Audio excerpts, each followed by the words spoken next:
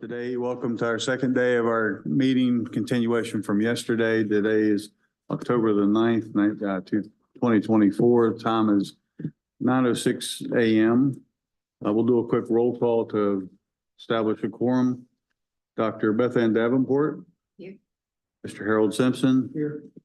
Dr. Clint Boone. Here. Dr. Lenore Newsom. Present. Dr. Debbie Mack. Here.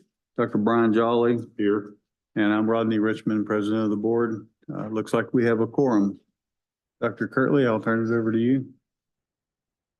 Not you? First case is Sure. Linda Susan Peterson. Officer. Absolutely. Yeah. Good morning. Good to see everyone. Good to be back. We are now on the record. My name is Joshua Baxter, and I'm the hearing officer today in the matter of Linda Susan O'Keefe, case number 2024-029, which is to be heard before the Arkansas State Board of Pharmacy. Today is the 9th day of October 2024. Please silence your cell phones and devices now. There will be a little bit of repetition. Obviously, we have to build a record for each and every of the 8 hearings that we have today. So for those of you who will be here all day, apologies in advance. Would the respondent please identify herself for the record? Linda Susan O'Keefe. Thank you, ma'am. And I see you are represented by counsel. Yes. Counsel, would you please identify yourself for the record? Darren O'Quinn of Little Rock. Thank you, sir. And Ms. O'Keefe and counsel, feel free to answer on behalf of your client. Did you receive a copy of the order and notice of hearing concerning today's matter? Yes, sir. Fantastic. And you all are ready to proceed? Yes. Thank you. Board's counsel, would you please identify yourself for the record? Ashley Vales, General Counsel for the Arkansas State Board of Pharmacy. Thank you, Ms. Vales. Would either of you like to hear the explanation of proceeding? I know both of y'all are experienced, and so with your consent, I think we can waive this explanation. We'll waive it. Good. Okay, for those of you who are or may be witnesses in this matter, would you please raise your right hand to be sworn in? Do you swear or affirm the testimony that you're about to give in this proceeding is the truth, the whole truth, and nothing but the truth, so help you God? I do. Okay, counsel. And counsel for Ms. O'Keefe, sir, would you state your name one more time, please? Darren O'Quinn. Mr. O'Quinn, got it. Mr. O'Quinn, Ms. Vales, do you have any preliminary matters you'd like to discuss at this time? Yes, I have in the board's tablets, my exhibits 1 through 9. I ask that those be admitted into evidence. Mr. O'Quinn, any objections? No objections. Okay, let the record reflect that board's exhibits 1 through, and Ms. Vales, you said 1 through 9, Yes, sir. have been admitted into evidence without objection.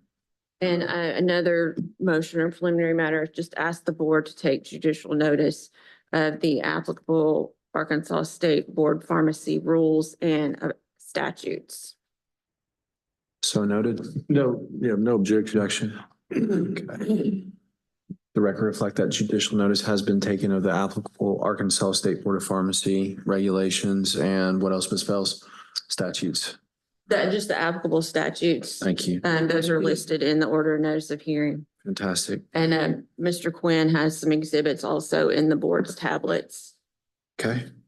2 things. We're here to stipulate to, we're not contesting that Dr. O'Keefe violated the Pharmacy Practice Act by having these prescriptions filled without authorization. That's not being contested, so that may save some time. Okay. But secondly, we do have a package of character letters that we'd like to get admitted. And there's one that I was waiting on from Dr. James Stone, who's the owner of this pharmacy, I believe. And I may get that or not, but I would ask maybe we could supplement the record. I haven't received it yet, and he was traveling, so. Ms. Vales, thank you, sir. Ms. Vales, regarding the stipulations, assume those have already been discussed. Yeah, I No have no objection. objection to that. I'll have an objection to it. I haven't seen this letter we're waiting on, but I have no objection to leaving the record open to allow that into evidence. Okay, fantastic. So noted. Any other preliminary matters? No, sir. All right. In that case, Ms. Vales, are you ready to proceed? Do either of you wish to make an opening statement? I'm going to make a short one if I can. Yes, ma'am. Board members, you have the order of notice of hearing in front of you. The allegations are in this matter that Linda O'Keefe, who's a registered pharmacist, filled prescriptions in her name over many, many, many years without authorization from any physician.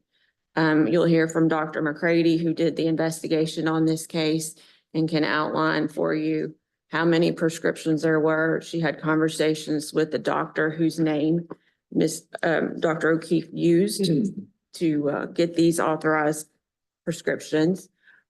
These are fraudulent prescriptions. So we ask you to keep that in mind when you're talking about punishment and whether or not Ms. O'Keefe should be allowed to keep her license. She currently is under a emergency order of suspension that the board did on these same facts. That emergency hearing was held on April 3rd. And that is exhibit number 3 in my packet. So we would ask that after you hear the evidence that you uphold the suspension of her license. Thank you, ma'am. Mr. Quinn, do you have an opening statement you'd like to make? Yes, Dr. O'Keefe was working at Crawford Pharmacy when this happened. And she's not going to contest, as I said, that she did fill these prescriptions without authorization. So that she's not here to contest that. Maybe one of them, a minoxidil prescription, she says she did have authorization, but we're not here to contest that.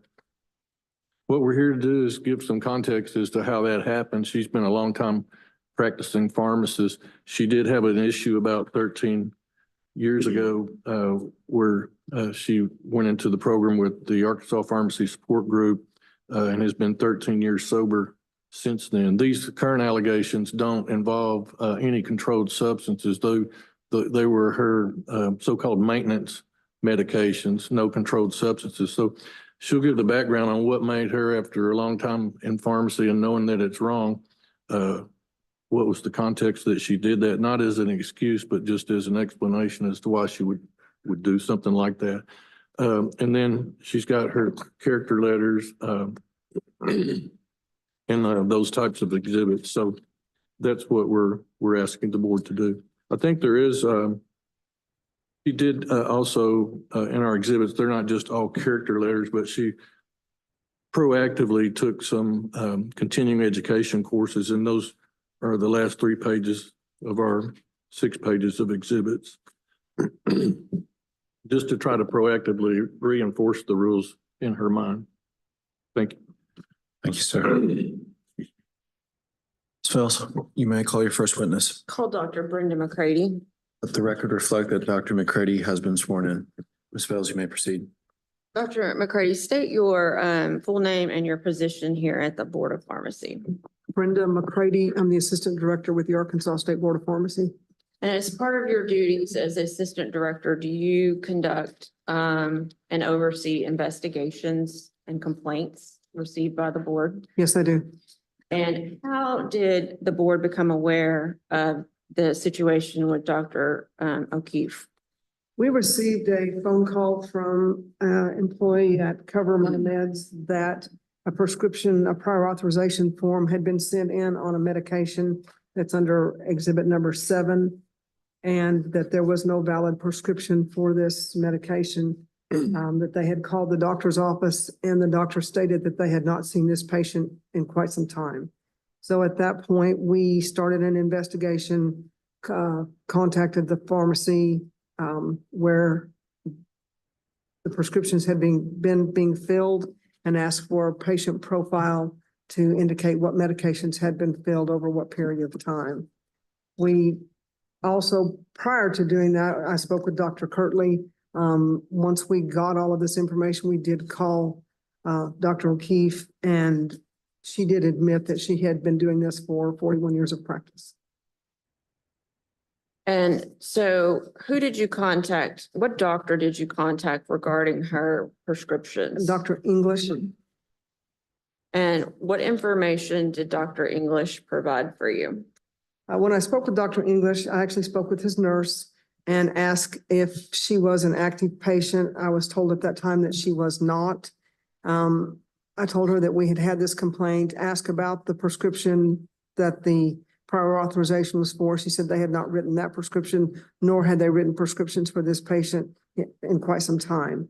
So let me refer to you to Exhibit 5. Okay. Can you identify for the board members what Exhibit 5 is? Exhibit 5 is the affidavit from Dr. Paul English stating that he is a family practice physician that practices in Hot Springs, that Ms. O'Keefe and her date of birth has not been a patient of his since she was last seen in November of 2020.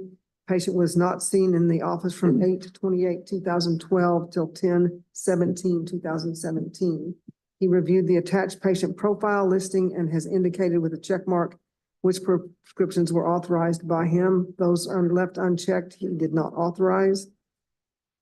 And he's reviewed the attached list, and I did not authorize the filling of these medications for Linda Susan O'Keefe. And the attached list is Exhibit 6, correct? That is correct. And you've gone through all of these as well. Yes, ma'am. I don't know if we've totaled those up, but how many pages? Well, we It's 16 16 pages. pages. We did total those up they are totaled in the allegations, in the order notice of hearing. There were prescriptions filled and we asked for records from March 19th, 2022 through March 29th, 2024, because board statutes allow us to go back for 2 years on records or require that they keep 2 years worth of records. In that time, she filled trazodone 100 milligrams with a quantity of 21 times. She filled trazodone 100 milligrams with a quantity of 270 twice for a total of 540 tablets. She filled one prescription of trazodone for 21 tablets. So during that time frame, she filled a total of 2,451 trazodone tablets without prescriber authorization. In addition to that, during the same time frame, she filled sertraline 100 milligrams with a quantity of 30 tablets 22 times. She filled sertraline 100 milligrams with a quantity of 90 tablets. She filled a total of 750 sertraline 100 milligrams without prescriber authorization. In addition, she filled some bupropion XL 150 with various quantities, once for 7 times, another quantity 7 more times, for a total of 960 tablets without authorization from the prescriber. Additionally, ibuprofen 800 milligrams, 60 tablets 7 times, ibuprofen 800 milligrams with 90 tablets 17 times. She filled for a total of 1,740 ibuprofen 800 milligram without prescriber authorization. In addition to that, there was diclofenac gel that she filled 400 grams without prescriber authorization. She filled pravastatin 20 milligrams 15 times for a total of 720 tablets without prescriber authorization. Omeprazole 20 milligrams, 30 capsules 20 times for a total of 600 capsules without prescriber authorization. She continued to fill. She filled famotidine 20 milligrams, 60 tablets once, and then again some ondansetron 4 milligrams 5 times for a total of 150 tablets. She filled promethazine DM twice, once for a quantity of 120 milliliters, once for 360 milliliters. She filled several antibiotics for herself, azithromycin 250 milligrams for a quantity of 6, Septinir 300 milligrams for a quantity of 14, ciprofloxacin 500 for a quantity of 20, mupirocin ointment 2%, and also fluconazole 200 milligrams. She continued, she filled generic Bactrim DS 800-160 for quantities of 30 to 90 tablets 18 times for a total of 780 tablets. We did have a prescription for minoxidil 2.5 milligrams, which was filled 8 times. She has contested that that was an actual prescription. It had Dr. Alan Lee's name on it. We did send an affidavit. We did not receive that back. He has retired. When I spoke with the office, they told me that he had not authorized that he was retired. we were told that he was in the drive-through window and she asked if she could fill that and he said He yes. called me on the phone. And so these prescriptions that you just read off, that's just from March 2022 to March 2024, correct? That is correct. But there are, how many years, based on your investigation, do you believe that Ms. O'Keefe was filling prescriptions for herself without authorization? Without giving an opinion, I will give the comment that she made in the telephone conversation that she had been doing this for 41 years.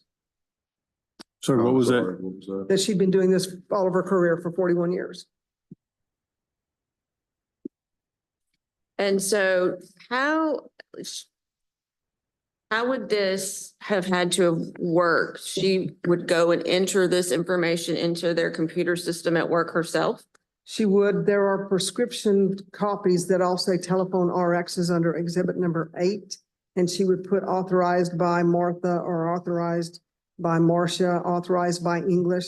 They were actually what we call telephone prescriptions. You make a hard copy and it documents the information that you've keyed into the system. So, and those are all contained in Exhibit 8, correct? That is correct. And so the ones that are included in Exhibit 8, those we are alleging are all fraudulent, correct? That is correct. Every one of these is not a legitimate prescription, correct? That is correct pursuant to the affidavit from Dr. English. Okay.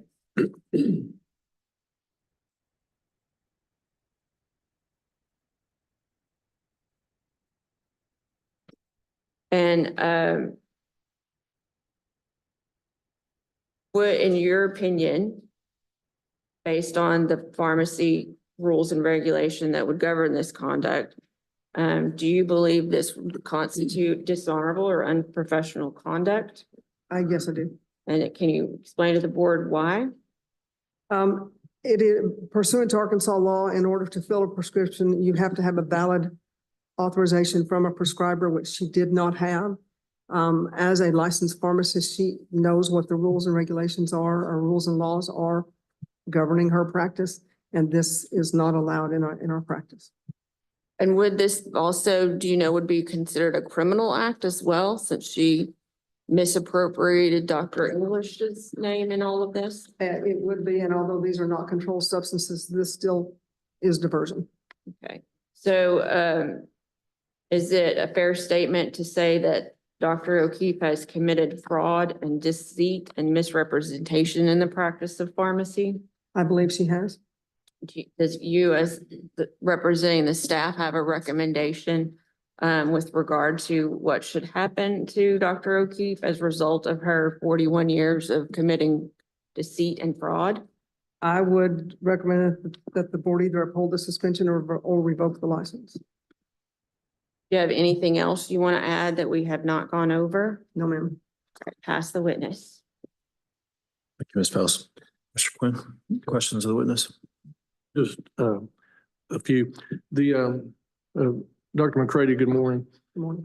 The prescriptions that you went over, the only one that she's really said she's contesting is A16, the minoxidil from Dr. Lee. That is correct. And do you know if did she tell you she was taking that medication for hair loss? She did not, not that I recall. I do recall that she said that he came through the drive-through window. And then I think you've said this, but none of the prescriptions that you went over are controlled substances. They are not. There are some antidepressants and some other medications in there, promethazine, which has some diversion potential, but they're not controlled substances. Okay, thank you. That's all I have. Thank you, sir. Board? Dr. McCrady, what's the history of her licensure, if you have it? Has it always been in good standing, or? She was in the support group. I don't believe I have a copy of that contract, but she did have some issues early on in her career. I think we do have a copy of that. I don't have a copy at present. But she did have a probationary she had a probationary consent order with the board while she was doing these prescriptions. If she's been doing these for 41 years and she was on a probationary consent agreement, she was in violation of that agreement also. Would that probationary consent order time period potentially have included a suspended license? Would through have, the when course she of first started, most of our consent agreements start out with suspension, and then they're allowed to go back to practice at like a 20 hours per week under supervision. And then as the support group grants some advocacy, then they come to the board and we increase that amount of time until she comes back to full practice. But she would have been under a probationary consent for at least 5 years. Okay, thank you. Just for the record, that I happen to have a copy. It's October the 15th, 2013 is the date I've got on her probation consent agreement. Thank you. I have one question, Dr. McCrady. So if you're recommending revocation or suspension, like suspension just for another length of time or revocation forever? Her license is currently suspended. I would recommend the board uphold that suspension indefinitely or revoke her license would be my recommendation. Dr. McCrady, what was the basis for the 41 years of knowledge of 41 years of diversion? That was based on a phone conversation that Dr. Kurtley and I had with Dr. O'Keefe. With her, okay.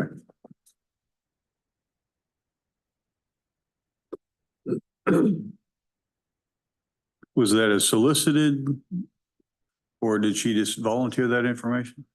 Do we have that? She told us that on the phone when we called. Dr. Kurtley and I called and asked what was going on. We'd gotten this complaint, that type of thing. And she didn't see anything wrong with it. She'd done it all of her career. Okay. And this started out by being reported by someone at Cover My Meds? That is correct. And then were all of these discovered as a result of that? That is correct.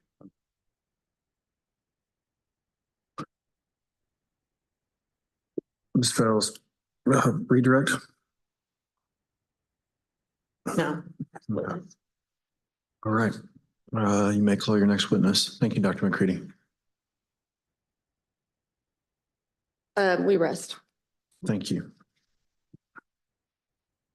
Mr. Quinn, you may call your first witness. Yes, I call Linda Susan O'Keefe. Let the record reflect that Dr. O'Keefe has been sworn in. You may proceed, sir.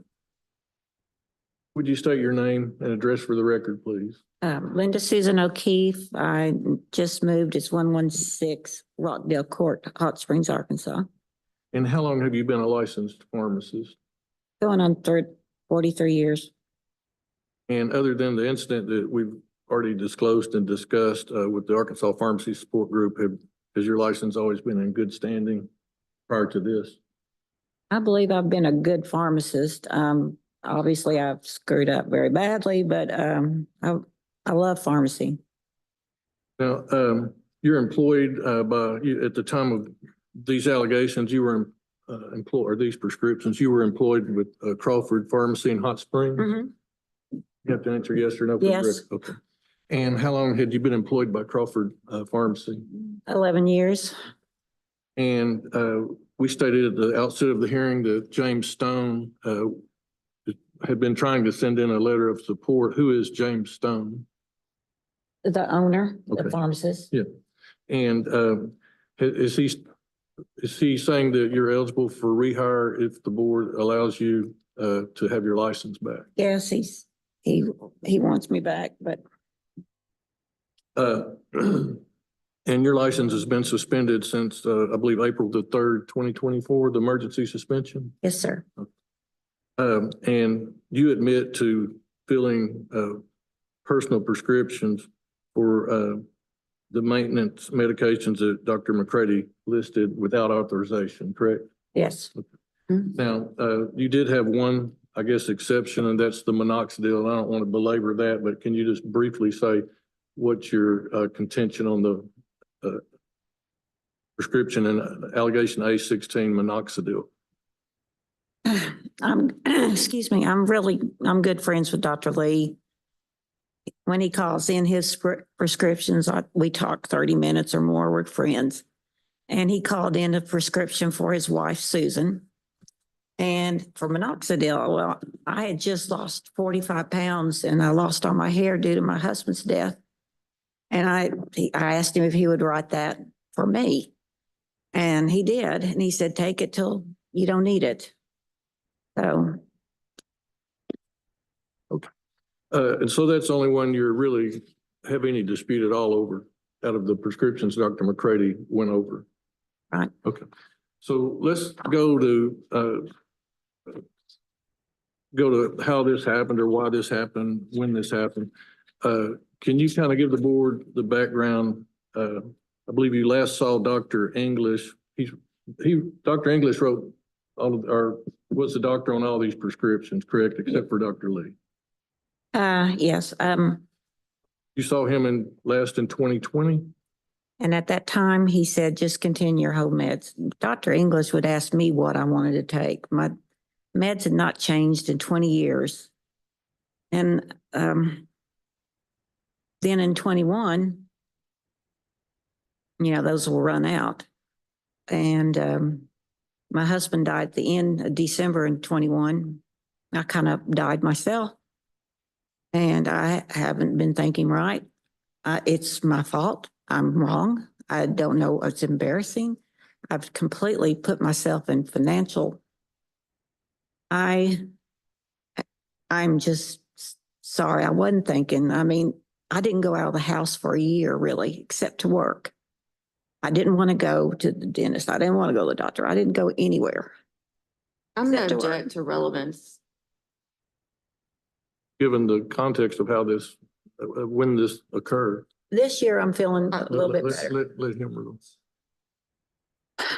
I'm going to note the objection and just encourage the witness. You're welcome to lay background for the emotional state, but please try to keep to the topic and to the question. So let me ask you, Dr. O'Keefe, you last saw Dr. English in 2020, correct? The end of 2020. Okay. And that was around the time COVID pandemic was getting started. Yes, Okay. And when you last saw him, you said Dr. English said, continue all meds, yes, and right? yes, Okay. And you had been on those meds for how many years? 20, 30, I don't, Now, so then you said your husband died around about a year later. mhm. Okay, so yes or no for the record? Yes. Okay. And that was a tragic accident, correct? Yes, He was your husband of 35 years? yes, And this is the time that you started just staying at home? yes. That's when I started doing that, really, the worst. And then I think you lost your mother around the same time. About a year on next Christmas. So is it your testimony, you basically shut down for about 2 years during Yes, this time period? that is still not an excuse. I don't have an excuse. What I did is wrong. I apologize. I know better. I started out in pharmacy with a typewriter and a paper file. I've been in this a long time. I knew better. I was stupid and I'm an idiot. That's all I can say. And I do want to address the comment by Dr. McCrady that you said you'd been doing this for 41 years. Can you address that to the board? Well, I don't know about 41 years. These last 2 years, I know I did, bad. Because I didn't want to get out of the house. I didn't want to see the doctor. But I'm sure during those 41 years, I wrote an antibiotic for a child, or that would be around what would I do? So you've got some character letters here that have been introduced as our exhibit and some continuing education courses. Can you tell the board, they've heard about Dr. James Stone. Is he the owner of Kurtley? He's the owner and he's a pharmacist. And he was traveling and he wanted to submit a letter of support, correct? Yeah. And the record's open. We can get that later. Who is Gloria Ashley, LP? That's one of my technicians, 2 technicians and a pharmacist gave me letters. Okay. So Dr. Stone, then technician we didn't get Gloria this. Ashley, correct? Okay. And technician Clarissa Webb sent a letter? Mhm. You have to answer? Yes. Okay. sorry, it's normal. And then Dr. Timothy Lacy sent a letter in. Yes.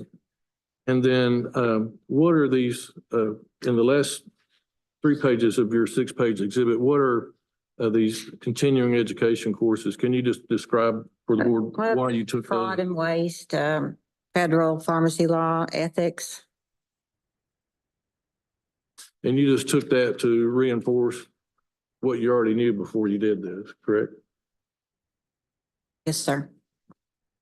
So what are you asking the board to do? You're suspended right now. You've been suspended since I believe April. What are you asking the board to do?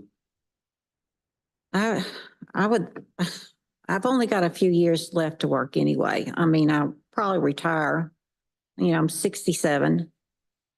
I hate to end my career that I have loved like this. It's just awful. And then I loved being a pharmacist. I loved working with James, and I am a good pharmacist. I am. I've saved so many. I feel like I've done so much more than I've done bad. In 43 years, it's been a good journey for me, I thought. You know, I did have problems with alcohol, but I've conquered that. And you are the ones that saved my life because you made me do the rehab and all that. Thank you very much, because I probably wouldn't be alive now. But I've been sober. I had the tools when my husband died, not to drink, not to take Xanax, not to do anything. I tried to feel the pain. And I am a good pharmacist. I'm really messed up. I haven't been thinking right for 2 years, and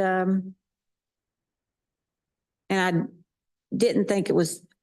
He said I didn't care about.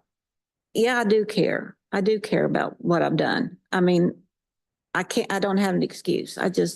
I don't know why I did it, but I wasn't thinking, and I apologize to the board very, very much. I wanted to ask you one question. I forgot. You now have gotten a new doctor, I believe, Dr. Mullinex, correct? Yes, I have Dr. Mullinex, which is another godsend. You caught me so I could go to the doctor. I finally went. And she okayed all my scripts, and she found out I was very, very, very anemic and had some kidney problems. So thank you for that. So Dr. Mullinex She okayed, prescribed yeah, all the prescriptions. everyone, yes. That's all I have. Pass the witness. Thank you, sir. Ms. Pels? Dr. O'Keefe, when's the last time you physically walked into Dr. English's office? That would have been in November 2020. Okay. And before November 2020, was there, according to Dr. English, you had not been a patient from 2012 to 2017. Is that an accurate remembrance of yours? No. No. Okay. Um, Let me refer to you to Exhibit 5 there in your packet.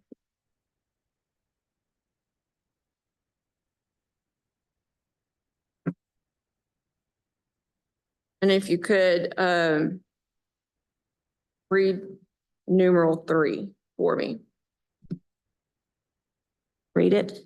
Yes. Linda Susan O'Keefe has been a patient of mine Has since, not, has not been a patient of mine since she was last seen by November 2020. Not seen in my office from 8/28 to 12/10/17/17. okay. Does But that he would- reflect your, refresh your recollection at all of when you Then refills for went me. into his office as a patient? All those years, I would send him my request for a refill. He would do that. Okay.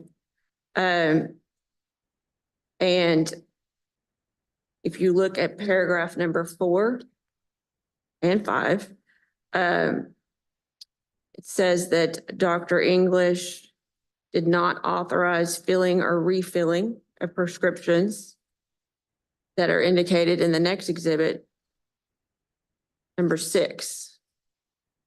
You'll flip to that.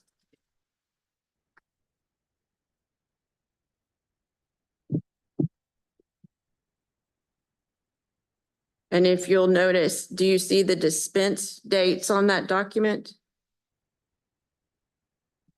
Yes, Do some of those dispense dates go back to 2014 and 2015? Do you see that? Is that a yes? Yes, Okay. So if Dr. English is correct, it's more than 2 years where this was an issue, correct? well, hydrochlorothiazide, he did fill for me and he refilled them all for a He long said he time. did not. Do you recall talking to Dr. Kurtley about this issue? Yes, ma'am. Did you recall telling him you'd been doing this your No. career? You don't recall that? No, No? no, Okay. I did not say that. Did you bill insurance for these? Yes, Okay. For every one of these? yes. And, you realize that would be insurance fraud if they're not valid prescriptions.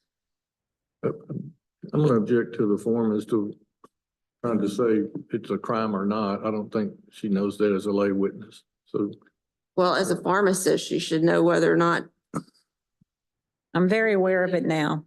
getting fraudulent prescriptions. I'm very aware now. Yep, permit the question as to the knowledge of the witness. So what was you're aware now? Yes, You weren't aware when you turned those into insurance? I guess I'm an idiot. I didn't think that way. And I mean, I knew it was Realize- wrong, but I did not know that it was. Fraudulent? Well, I mean, it's a fraudulent claim, is it not? I know, but I didn't think it was that horrible. I mean, Okay. it was just home meds that I've taken 20 years and I'm sorry. I understand that. Have you done anything to pay back those claims to the insurance company, or are they nothing with regard to that? Okay, so do you recall you being on the support group contract? Mhm. You remember some of the terms of that contract with regard to prescriptions and mood altering drugs or Oh, substances? yeah. I haven't had any controlled drugs in 13 years. Okay. So would you consider Zoloft, trazodone, buprenorphine, promethazine, bupropion, sorry, a mood altering drug? Promethazine might, but I didn't take that. I gave that, my grandson was very sick. Okay. What about Zoloft? I've been on Zoloft forever. Were you on Zoloft when you were with the support group? Yes, Did you turn that prescription into the support group folks? I'm sure I did. I mean, I had to.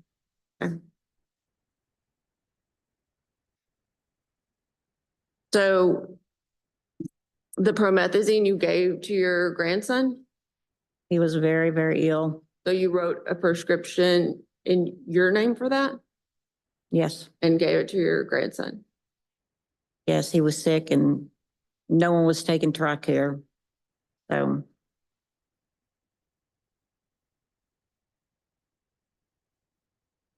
I mean, you realize that's also a violation of not just Arkansas pharmacy laws, but federal I know, laws as well. I did wrong.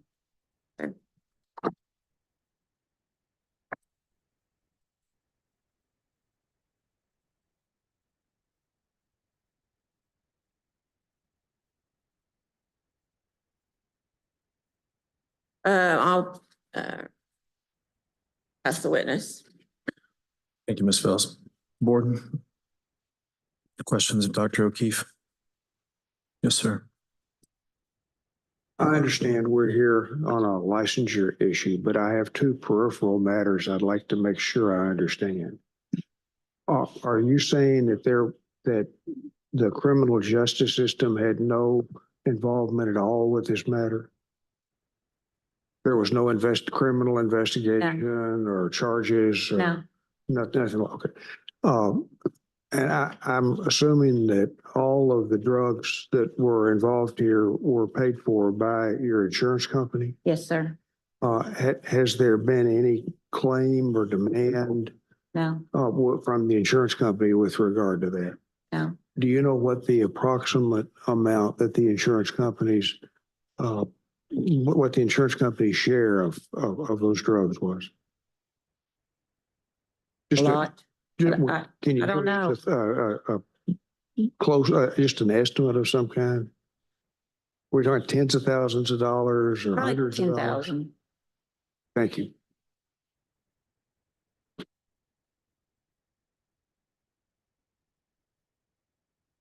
I have a series of questions. I don't know if others want to go first. Just have a simple question. Go right ahead. Okay. This is a very simple question, but what were you thinking? I wasn't. Yeah, and when did you stop thinking? Because we all have that little inner voice in us to say, I'm doing something wrong. And when did you just override that in your? I knew it, but I didn't want to go to English. I was so upset with him. And I didn't want to get out of the house, and I wasn't thinking. I was stupid. And it was just home meds, and I was stupid. I'm stupid. I'm sorry. I mean, I'm smarter than that. That you were upset with English? What happened? Did y'all have a personal? Well, every time I went to relationship? him, he would ask me what I want. He kept me on the same meds forever, and then he never took tests on me or anything, and I just didn't really think he was caring that much for me. And another thing, I mean, this probably doesn't matter, but you know, Ronnie, my husband, had saw him too, and they were really good friends. And I went to office every time Ronnie went. But you know, Dr. English didn't even send a sympathy card, and that really, really, really hurt me. I know that's stupid, but I just didn't want anything else to do with him. Okay, did you think about changing? I have got a new doctor now, which I'm glad I did. And thanks to y'all, I have a doctor now, and I need to go back to my other doctors. I'm sorry, when Ronnie died, I died. I didn't think. I'm sorry. Thank you.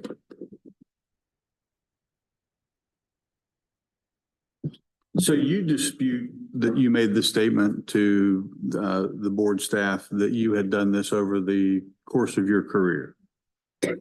Not as bad as these 2 years, but That really wasn't my question. I didn't ask whether it was good What? or bad or not so bad or not as bad. I mean, Yes. did you or did you not? yes, little things like antibiotics, yes.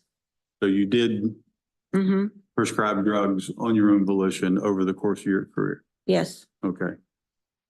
Now, these drugs, they were for personal use. Did you sell them? No. Okay. But you did do this for others. So you mentioned For a child, grandchildren. you specifically said your grandson, that you prescribed it. So you denied him being able to be taken to the doctor, even though you said he was very sick. Those were Had your a stomach words, right? bug and he was vomiting. He got over it pretty quick, but I didn't want to seem like that. So I'm sorry. Okay. So you're not a physician. You don't have medical training. You don't have any diagnostic skills. No. There are 7 different, for all of the different drugs that are listed in the notice of hearing, there are 7 different diagnoses, psych-related, pain, cholesterol, gastrointestinal, cough, cold, antibiotic, and then hair loss. I'm assuming that's what the minoxidil was for, not blood pressure. Mm-mm. So who made these diagnoses? Did Dr. English make these diagnoses the first time? Yeah, I've been depressed all my life. I take 3 trazodone, I take Zoloft, and I take bupropion. And I'm just, I've had a lot of counseling. I don't know, I don't want to say anything, but I've had not the greatest life. And I'm just depressed, but these medicines are helping me, so. Okay, well, you didn't really answer my question, but we'll go with that. So do you think maybe that the last 3 drugs that you highlighted were drugs used for psychiatric purposes? I mean, do you think in some way that contributed, or either taking of the medications contributed to you not thinking correctly or the underlying condition for which you're being treated, could that not have affected your ability to think? No, You don't think so? I don't think so. So you don't dispute all the dispensings other than the minoxidil. And now that was listed as 8 dispensings. So you dispute all of those dispensings? Well, last time I saw him in 2020, he said, continue all meds. And I just continued my home meds. Okay. I So mean, you know that prescriptions are good for how long? How long? I can they know it be filled? ended in 21. Okay, so they're good for a year. Okay, so even if you had enough refills for all your prescriptions, anything after 21 would not have been valid. So 3 years worth. And that's in the notice of hearing. Most of those drugs are from 22 to 24. My husband died in 21 at December, and I've really not been the same person, and that's not an excuse, but that's how I've been. Okay. Now, Dr. English said that for that list of prescriptions that was sent to him and he checked, I think 3, and there were 15 pages in the exhibit of prescriptions that have been filled that he said he didn't authorize. So that goes well beyond the 107, almost 170 that are listed in the notice order of hearing. Yes, Okay. And so he said he didn't, except for 3, he didn't authorize any of those. And those date from 2014 till I can't 2024. believe he would say that. I mean, I wouldn't just make a pot of chlorothiazide out of I was having weight problems and a little bit of hypertension, but he refilled these for me all the time. So he said he didn't. So I don't have, I'm not making a determination. I'm just going off of what I've been told. We were asked, there was a question asked earlier about how much these amounted to, and based on that 15-page printout of drugs that were not authorized, that totals about $6,800. And you said about 10,000, so maybe not quite that much.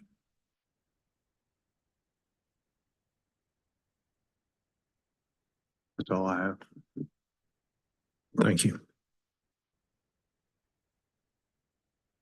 Board, any additional questions, Dr. O'Keefe?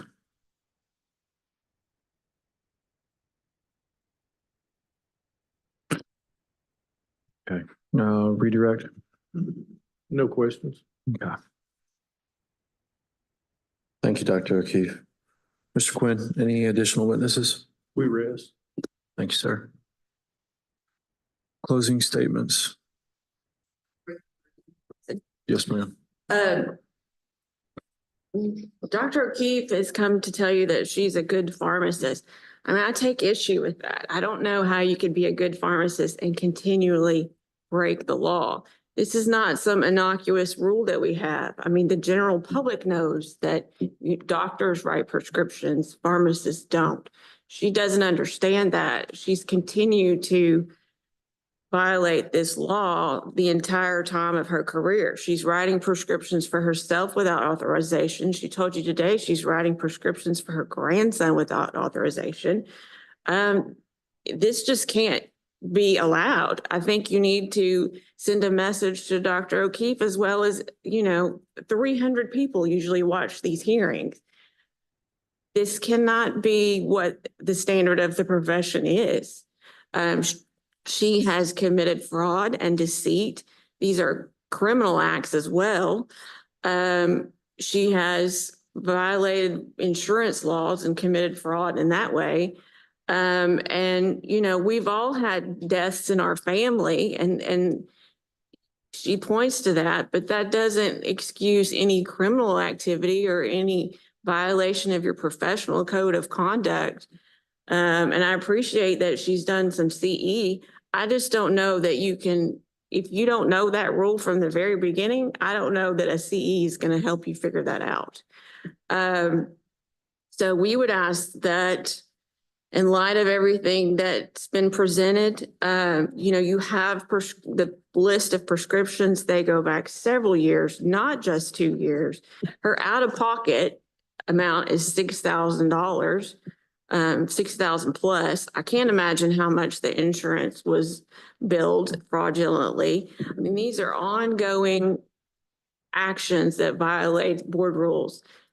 Some of this she did, I submit to you during her contract with the support group. And if we had known about it, it would have been a violation of that support group contract. It all caught up to her eventually, and that's what brought us here today. It's just, I take issue that a good pharmacist is someone that violates the rules and regulations of the state of Arkansas continuously over and over again for whatever reason. So we would ask that you uphold her suspension indefinitely or revoke her license to be a pharmacist. Thank you, Ms. Phelps. Mr. Quinn, closing argument?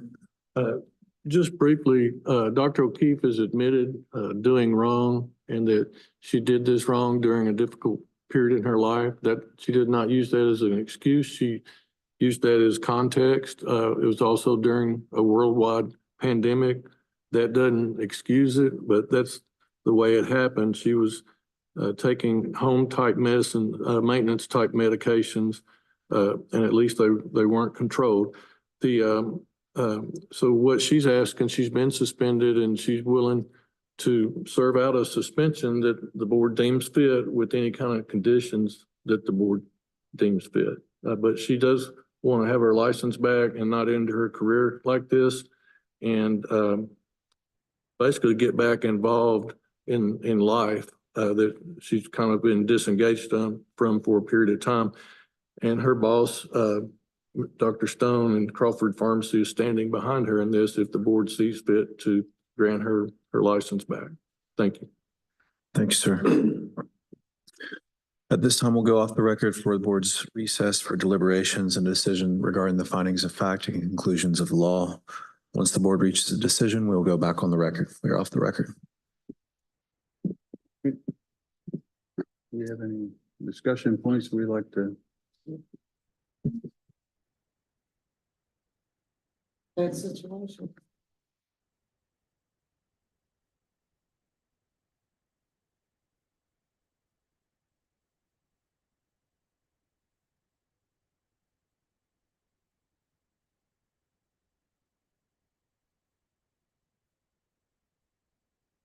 He's been doing that.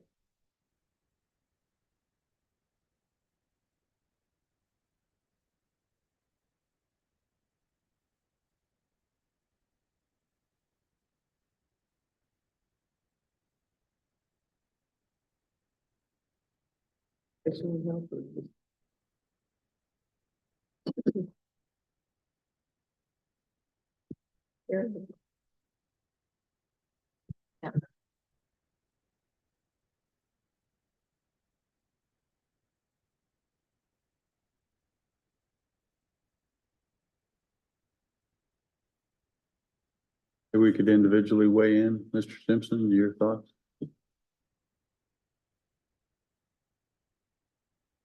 It seems to me that the choice we have is whether to suspend, which would leave us in a position perhaps at some time in the future of lifting the suspension or not, or terminating, which would leave us in a position where she did want to practice pharmacy again to apply for a pharmacy license all over again. I don't know that there's a lot of distinction in that. I think that from a consumer standpoint, which is what I'm here to respond to, I don't see how we can do anything other than suspend or terminate.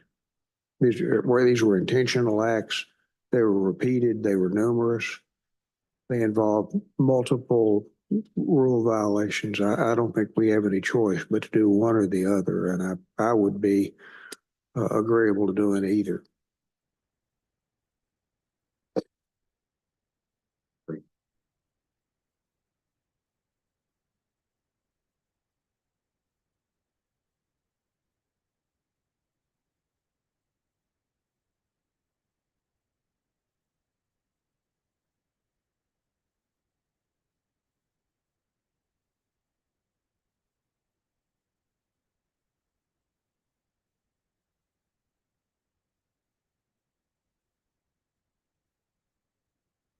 allow people to go back to practice.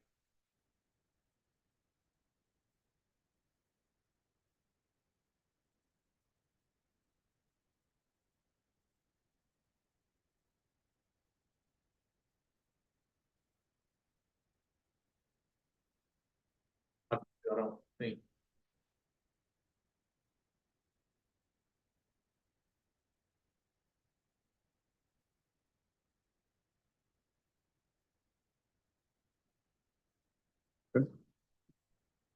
I would not want to.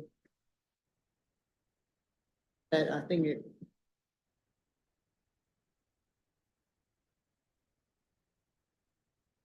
Before she could come back. I do see a distinction. I mean, I like your analogy, Dr. Boone, as far as addiction, but I think this is more an issue of conscious disregard for the law. Yeah. She knew what the law is. I mean, prescription drugs have been defined since the Durham-Humphrey Amendment in 1951.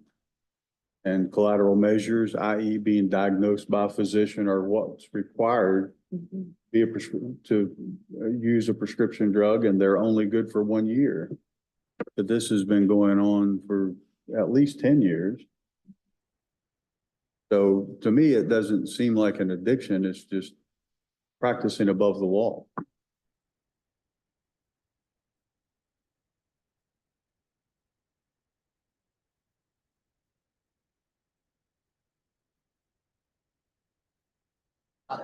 We don't.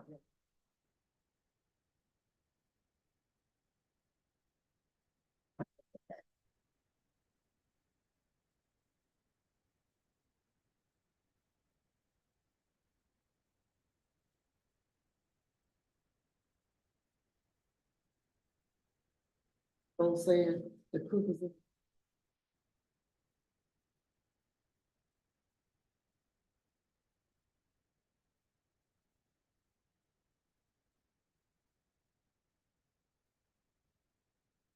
Dr. Kelly? Situation. I mean, she doesn't have prescriptive authority, but not only that, if she did, and those that do have prescriptive authority don't prescribe for themselves, which is at a minimum an ethical issue, if not a violation of regulatory statutes or requirements. So this is egregious, in my opinion, to have gone on for this long. Well, federally, there's no definition regarding, although the AMA suggests that it's unprofessional to self-prescribe or for your family. But in Arkansas, we have specific laws that APRNs who prescribe for themselves or family would be deemed to have committed malpractice. And PAs are not allowed to self-prescribe either. Pharmacists are getting prescriptive authority, but for a limited class of drugs. And even in our regulations, we're only permitted to give a 30-day emergency supply if a patient comes to us and the prescription is ran out. That's not what she did here. Here, she just perpetually did this herself for years.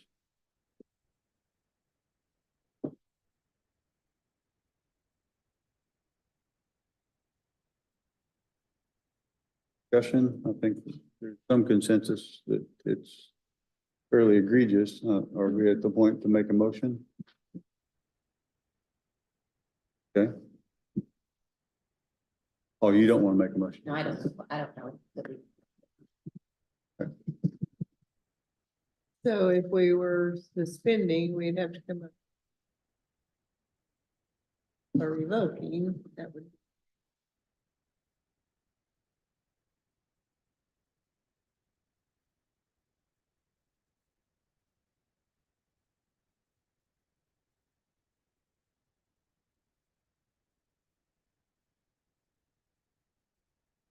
Well, and we could do that with indefinite suspension for that.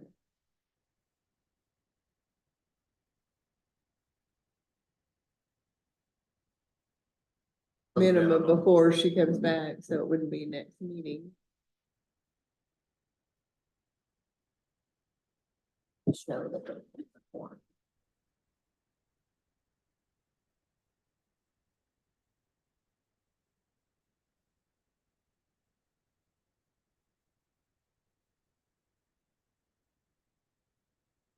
It wouldn't prove to us that she's gonna do different. Warrant therapy.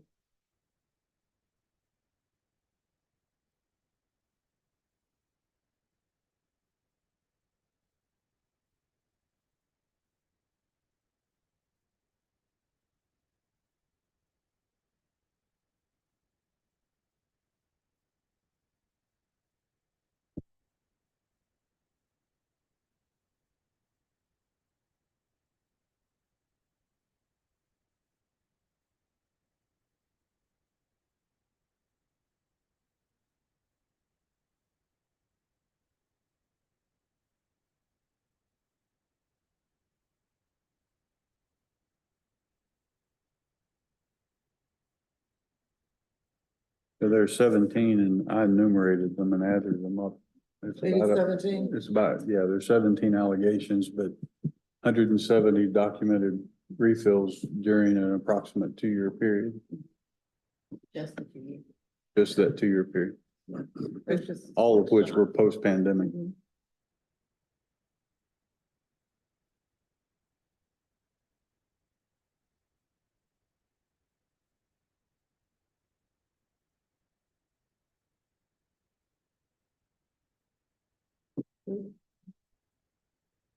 The other way around, allegations are true, charges proven.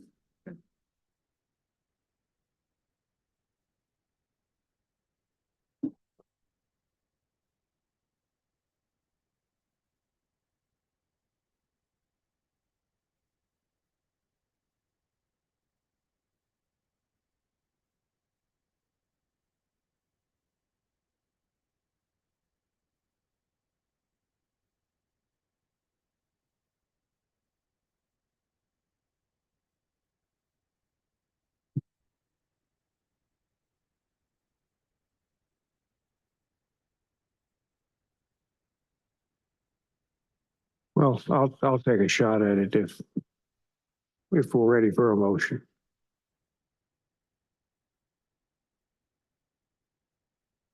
In the matter of Linda Susan O'Keefe, case number 2020. Go back on. Wait, is this, my apologies, is this a practice motion or are we ready to go back on the record for the motion? Want to chat about it before we go on? Well, let me just say, I'm going to do all of accept the allegations and find the charges are proved.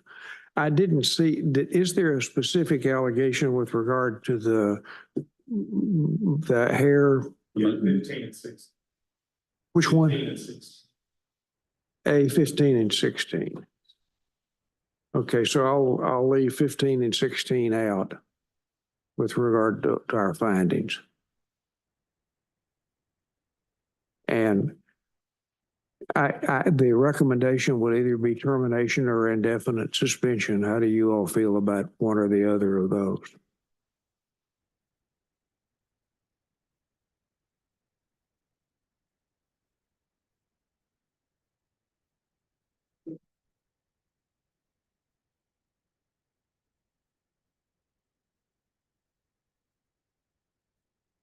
I won't have a vote on it, but I don't know how you can just suspend for any period of time, because what's the yardstick to say that you've now been rehabilitated? Well, that's why I say termination and suspension are the same thing. Because what you have to face to come back to practicing is the same issue in both.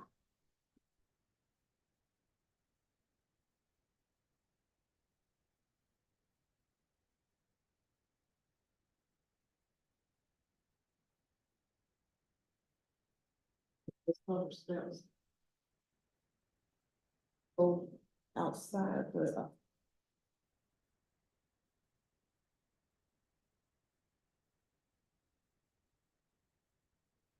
So are we leaning toward termination then? For me, I would be. I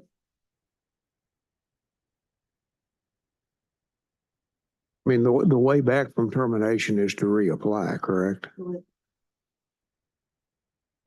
Yeah, and I frankly don't know I don't know what that would be. That would be up to a future board to decide. have to approach the board. That's when her license back.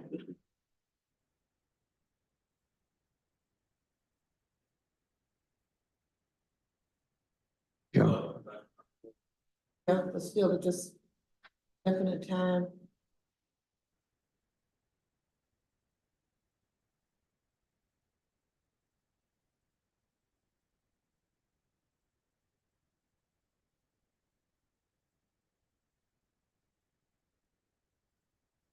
And I don't know that this,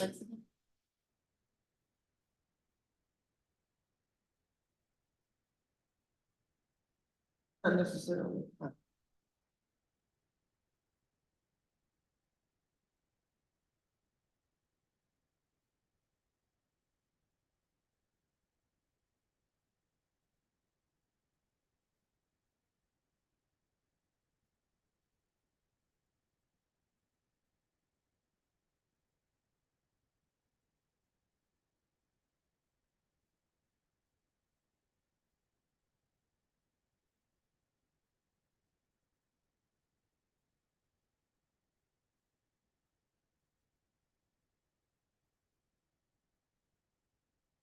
I'm not, again, like it's wild amount.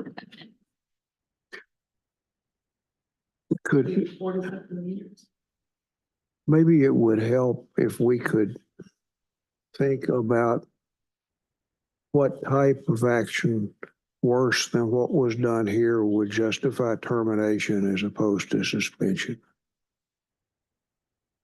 Would, Controlled substances. Or writing fraudulent prescriptions for other people regularly. But she didn't, I don't. let's do a straw vote on indefinite suspension versus termination. Termination. Indefinite suspension. I'm on the fence. And let's go with indefinite suspension. Minimum of, It needs to be years. To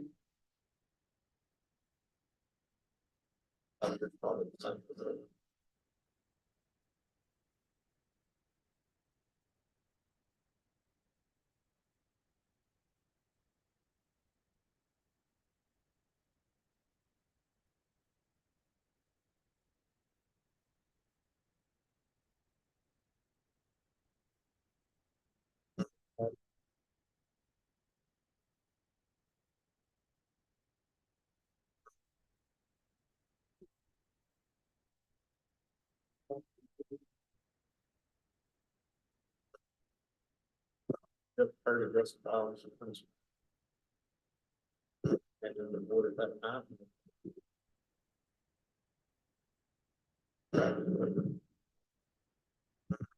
I can say since then. well, I for one am having a hard time conceiving of what would change that would lift the suspension. And I don't think it would be appropriate for this board, if we can't do that, to set out what that is now.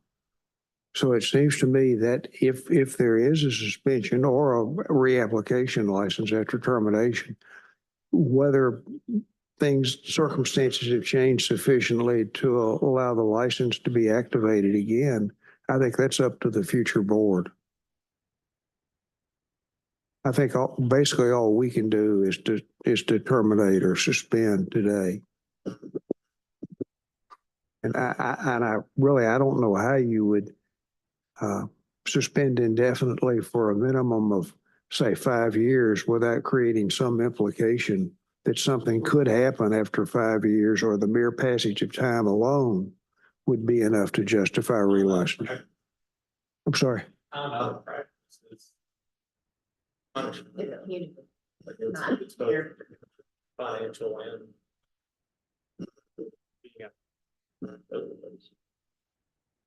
well, that takes care of the disciplinary part, but it doesn't fix the problem. right. Yeah, I'm not, I must say, as a consumer representative, I'm not looking at this as punishment. I'm looking at this as protecting the public. And whether it was 1 or 2 or whatever, Right. it did go beyond her. And she Right. prescribed, we know, for a child who was deprived of visit to a doctor, the child being described as very sick. Well, again, I would suggest we just go with indefinite suspension. And leave the burden entirely on her to come back and show that things have changed such that she's been punished adequately and that it's safe for the public for her to have a pharmacy license again. I don't want there to be any implication that there's some burden on the board, that there's some limitation on the board in the future.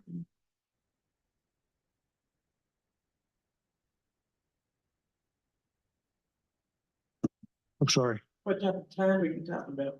that's who knows. I think the minimum is so that she doesn't come back before the board in 3 months. I think I think we deal with that when, Okay. and of course, if that's, you'd have the same problem with the termination too. Right, yeah, they would run the risk of. I just think it's very difficult for us to place limitations on a future board with regard to this other than by saying you no longer have a license or your license is suspended.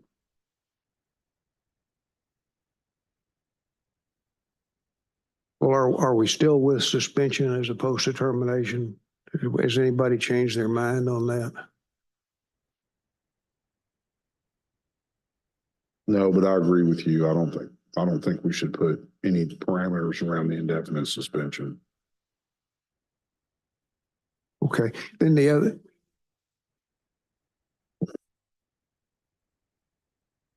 Then, of course, the other thing we need to do in the motion is to uphold the temporary suspension.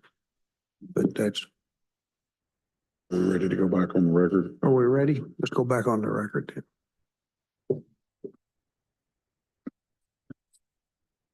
Okay, we are back on record for the board's voting and motion.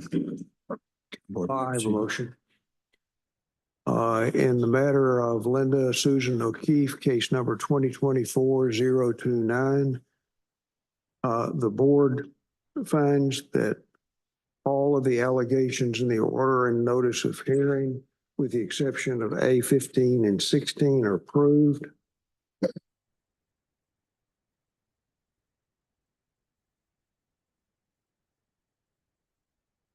The board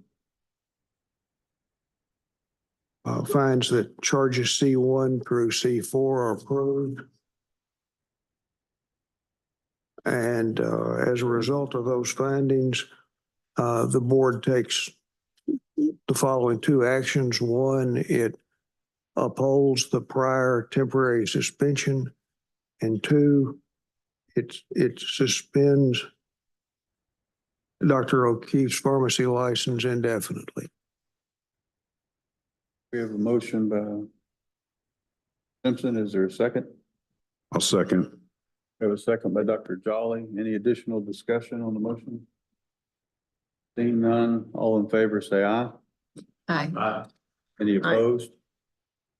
The motion carries. Let the record reflect that the decision was unanimous. Ms. Farrells, please reduce the board decision to writing and make her attempt service upon Dr. O'Keefe. Dr. O'Keefe, if you wish to appeal the decision, appeal can be taken under any specific provisions relating to this board or under the Arkansas Administrative Procedures Act located at Arkansas Code annotated 2515-201 and following. Are there any questions or comments? No, we appreciate it. That's time and consideration. Thank you. Seeing none, this hearing is concluded and the record is closed.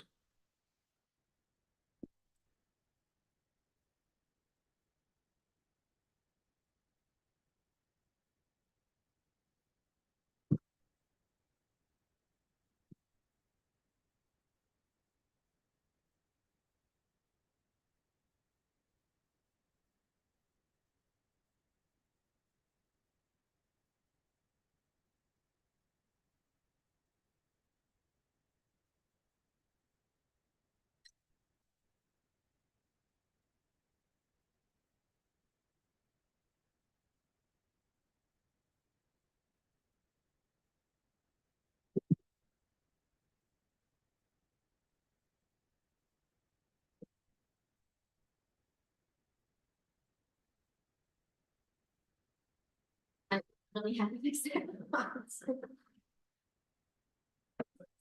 Really, I was like.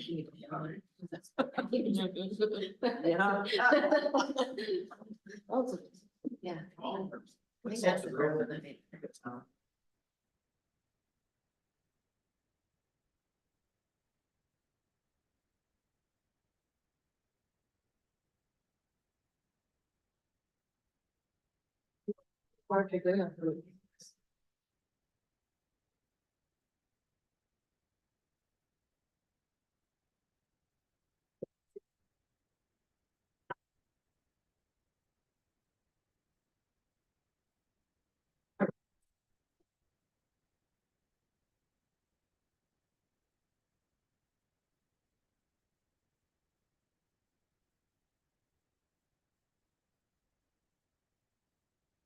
It's truly.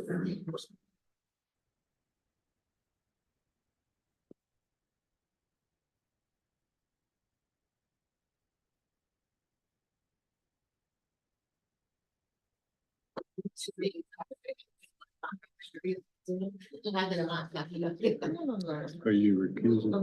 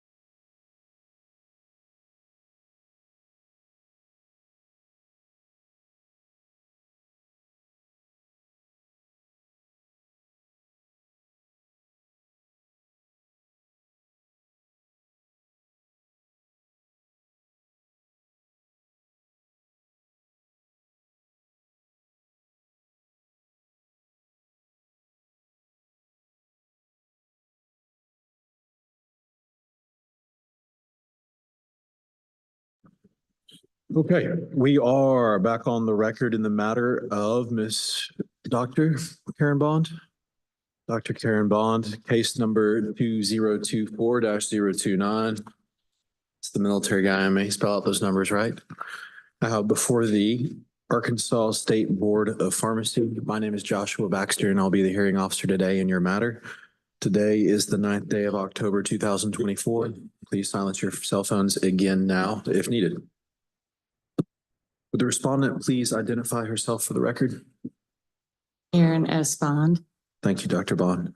And I see that you are represented by counsel. Right. Counsel, would you please state your name for the record? Darren O'Quinn of Little Rock. Sounds good. And Mr. Quinn, I was saying Mr. Quinn, but there is an O. It is O'Quinn, correct? Yes, sir. I've been called Quinn, Gwen, everything. Well, in between. Yeah. I appreciate when people pronounce my name correctly, so I'm going to do the same for you. Mr. O'Quinn, good to see you again, sir. And Mr. O'Quinn, you may answer on behalf of your client. Did you receive a copy of the order and notice of hearing for today's matter? We did. Fantastic. And you are ready to proceed? Yes, sir. Board's counsel, would you please identify yourself for the record? Ashley Vales, General Counsel for the Arkansas State Board of Pharmacy. Thank you, Ms. Vales. We do have an explanation of proceeding, but I'm going to do as we did in the previous hearing. Are both of you okay with waiving that explanation and proceeding with the hearing? We are. So noted. For those of you who are or may be witnesses today in this matter, would you please raise your right hand to be sworn in? Do you swear or affirm that the testimony you're about to give in this proceeding is the truth, the whole truth, and nothing but the truth, so help you God? I do. Thank And you. if I could interject, we have one board member that requests to recuse from the hearing. We Okay. can put that on the record. Yes, Ms. Vales. And which board member is that? I would like to recuse Debbie Mack. Okay, let the record reflect that Debbie Mack has recused herself from this hearing. You will stay in the room, but will not participate. Thank you, ma'am. Are there any other preliminary matters to be discussed at this time? Yes, I have submitted in the board's tablets exhibits number 1 through 10. I'd move to admit those into evidence. Mr. Quinn, any objections? No objection. Let the record reflect that the board's exhibits 1 through 10 have been admitted to evidence without objection. And I also would like to ask board members to take judicial notice of the applicable Arkansas State Board of Pharmacy rules and applicable statutes that are outlined in the order and notice of hearing. Mr. Quinn, any objection? No objection. So noted. Any other additional matters? We have exhibits as well. A letter from a counselor, a support group, and 2 certificates of completion, or 3, I think, or 2 continuing education type certificates that she will explain. We're not contesting that she violated the Pharmacy Practices Act by doing what's alleged in the order and notice of hearing. And so if that would expedite anything at all, then we do stipulate to that.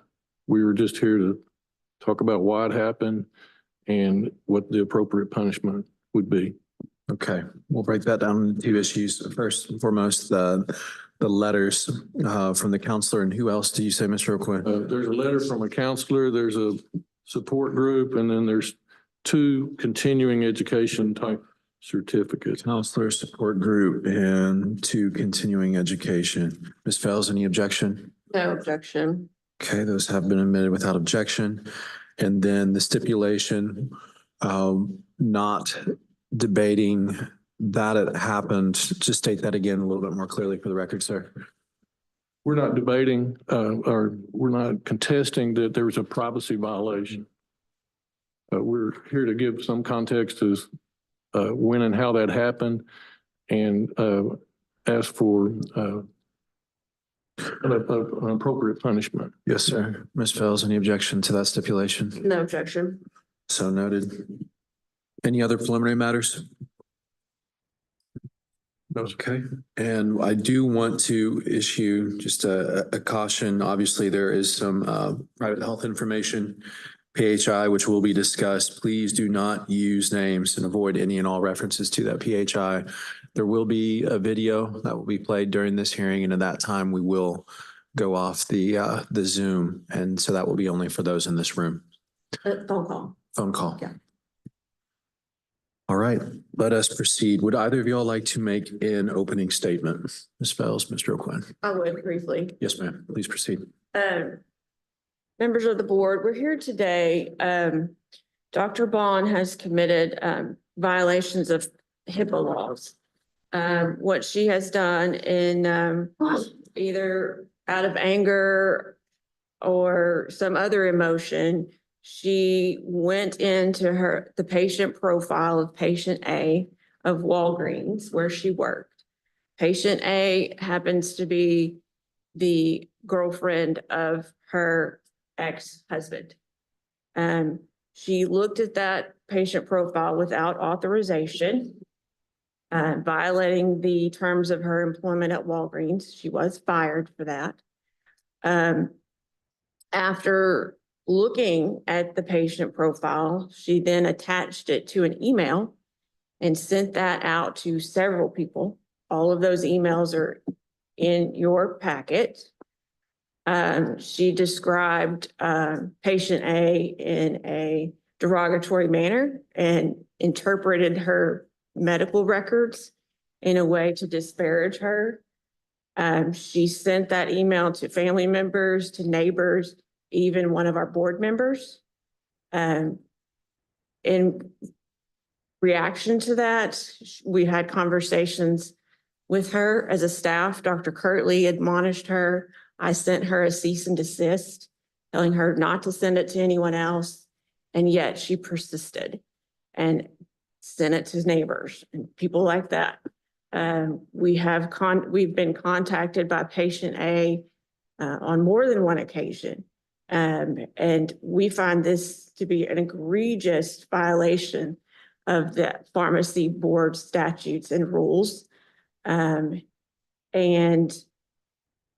while they are not contesting that she did it, I'm not sure there's anything that justifies divorce, no matter how horrible the situation was.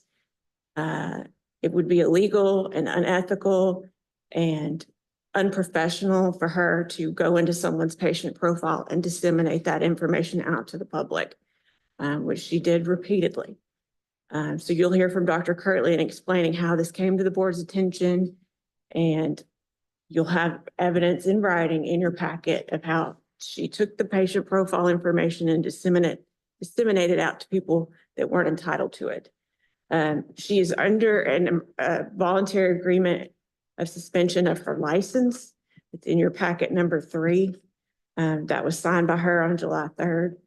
We would ask that her license either be revoked or complete the suspension for an indefinite period of time, whatever the board sees fit. We do not find that her actions make her fit to further be a pharmacist in the state of Arkansas.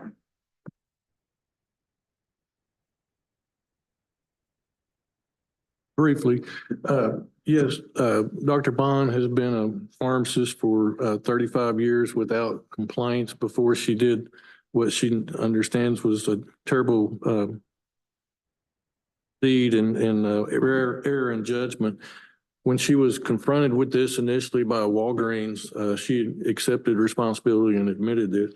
When the board asked her to voluntarily surrender, she accepted responsibility and admitted what she has done. And what she did is, not that it's justified, it's just the context is she went through a very bad divorce, marriage and divorce. And her ex-husband's girlfriend started threatening her, and she filed police reports and all of that. That's patient A. But she did something that she shouldn't have done. She went and looked at the patient profile, not the PDMP, but the patient profile, and saw that patient A was on certain medications. And I won't go into those for the privacy reasons. And in an attempt to strike out and she went in because she was being threatened and she wanted to see what she thought about, the person's mental state. Then she took that and tried to hurt her husband with it by publishing it. And, so she shouldn't have gone in the first place, but she shouldn't have published it, republished it, and all of that. And so she's here to explain that and ask that her license not be revoked. Thank you. Thanks, sir. Ms. Fels, you're ready to proceed. Are you ready to proceed? And I call Dr. John Kurtley. Okay, let the record reflect that Dr. Kurtley has been sworn in. You may proceed. Dr. Kurtley, state your full name and your title here at the Board of Pharmacy. My name is John Clay Kurtley. I'm the Executive Director of the Arkansas State Board of Pharmacy. And as Executive Director, do you sometimes involve yourself in complaints that the board receives? Yes, I do. And did you learn of a complaint the board received on about July 2nd of this year? Yes, I am. And can you turn to Exhibit 5 in the packet? Yes. Can you tell the board what Exhibit 5 is? Exhibit 5 is the email that was received into our main ASBP box. That is a complaint from patient A explaining, read it right in here, that allegation that Dr. Bond had looked up her prescription history and sent it to the man she was involved with at the time. Right. And the attachment to the complaint is also an email. Can you tell me who wrote that email? That email appears to be from Dr. Karen Bond, going through statements such as she just wanted revenge for all the pain that had been caused. It included a long, which you guys can read, explanation of why she was sending the email, what proof there was based on medical history, and included a screenshot of the medical history of patient A. And that screenshot's on page 3 Yes, it is. of the printout there. And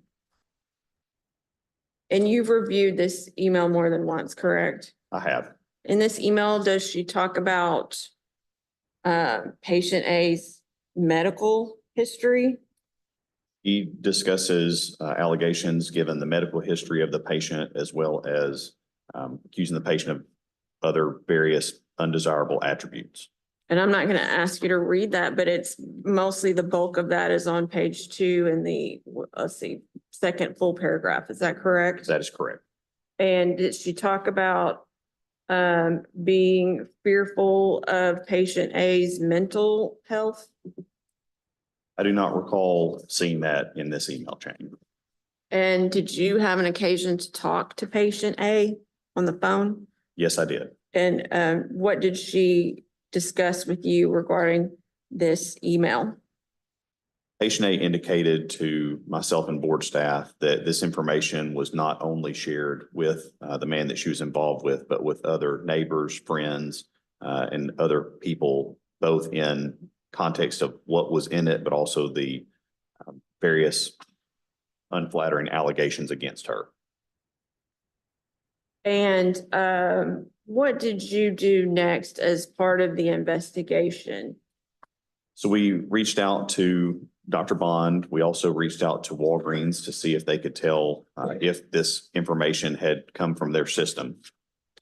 And I actually sent a subpoena to Walgreens to determine who accessed, or to confirm who accessed the patient profile. And in response, we basically got an admission from Dr. Bond. Is that correct? Yes, we did. And that's under Exhibit 4. Is that your recollection of what we received from Walgreens? Yes, Exhibit 4 was the actual response from Walgreens to what their investigation got as a statement from Dr. Bond. And in that statement to Walgreens, does Dr. Bond discuss why she looked up the patient profile and discuss the patient's medical history in it as well? Yes, she does get into some of that in there. And would you consider this an admission that she made to Walgreens that she violated the HIPAA rights of patient A by looking at her profile? Yes, I would. Okay. And what did the board staff do next with regard to Dr. Bond? I recall when we reached out to Dr. Bond to explain that this is not something that you can do, we then, I believe the next day, got a reply to all that added additional people into the chain of email that we received, including, I believe, her children and one of our board members, further explaining her reasons for doing this and I guess basically further spreading the information that was inappropriately obtained. So let me back up a little bit. So when someone makes a complaint about a pharmacist to the Board of Pharmacy, do we allow the person that the complaint is on to respond to that complaint? Yes, we do. We generally send a copy of the complaint itself to the pharmacist or pharmacy technician or the store in question and ask them for a response in writing within 7 to 10 days. Okay. And we did that with respect to Dr. Bond, correct? Yes, we did. And in her response back to, I think I was the one that sent the email, in her response back to me, she included other people in that information, correct? Yes, she did, as shown on Exhibit 6 at the top in the 2 item of the email itself. And we have blinded the email for, I believe, patient A. And she also included the patient profile information in that as well, correct? That was included in the message. Yes. And she actually sent that to one of our board members. Is that also correct? Yes, that is. Okay. And is there some indication she also sent that to her grown children? Yes, they are included in the 2 line of the email to indicate where it was sent. Okay. And that is the email from July 2nd, correct?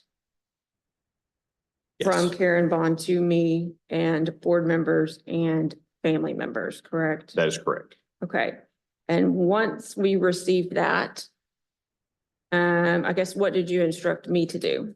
At that time, I instructed you as our legal counsel to send basically a further warning that this is a violation of HIPAA rights for the patients by email it to other people, including our board member. It's a violation of Arkansas law, federal law, in the terms of your employment. At that point, basically reiterating cease and desist immediately from sharing this private health information with anyone else.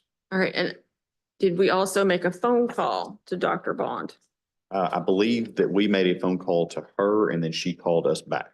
Okay. I'm going to play that briefly for the board members.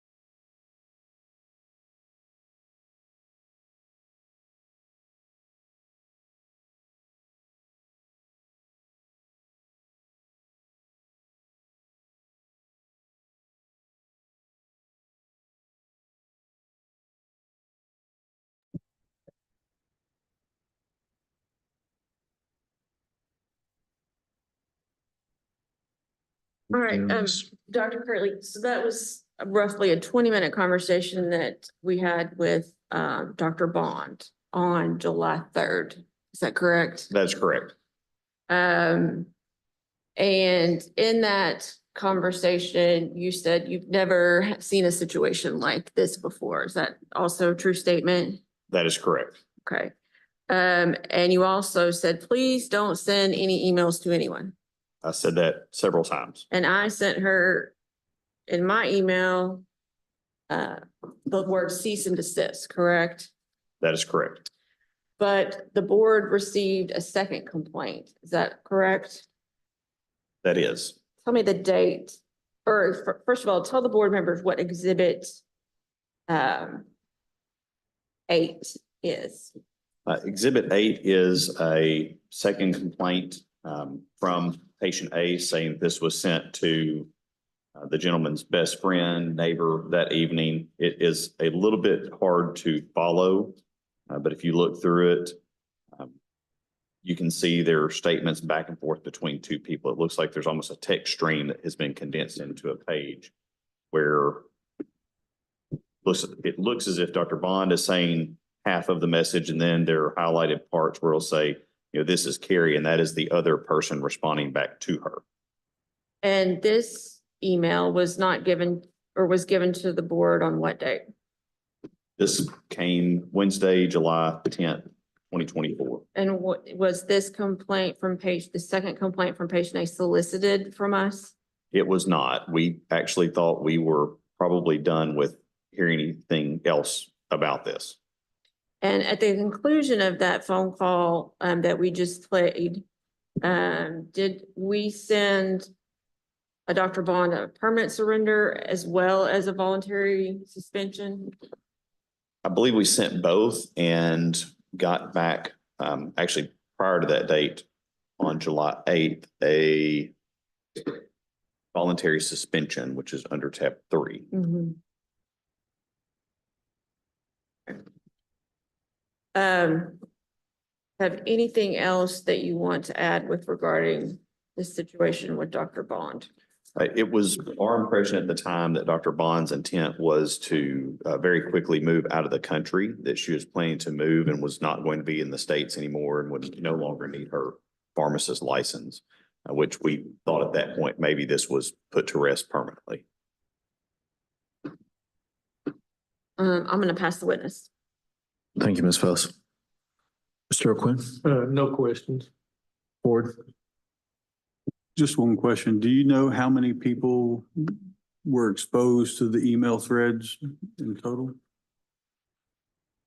So in total, you can see email specifically, their names at the top of that on tab 6. There's the email to us, back and forth with us at the very top, but you can see the second email that's on that page where it apparently went to on the 2 Ashley Bales, Debbie Mack, at 2 email addresses, and then Rachel Bond, her ex-husband, which would be the Jimmy Ray, Bonder Boy, the Kay Heston, and then the last one is actually patient A. So we know at least the ex-husband, the 2 children, the board member, and the patient themselves. We have been told through the other one that you saw, the other chain, that it apparently had some other conversation with a neighbor. In talking with the pharmacist at Cornerstone, we know that something was divulged to them. We don't know exactly what. I think that they kind of took it as this is drama and I don't even want to hear it, but let's just get through this and get away from the conversation. So That was what I thought I was reading. So it looks like there were about 9 people at least that were yes, exposed. we've had allegations that others were told about it, but I can't quantify that or have no proof. Thank you.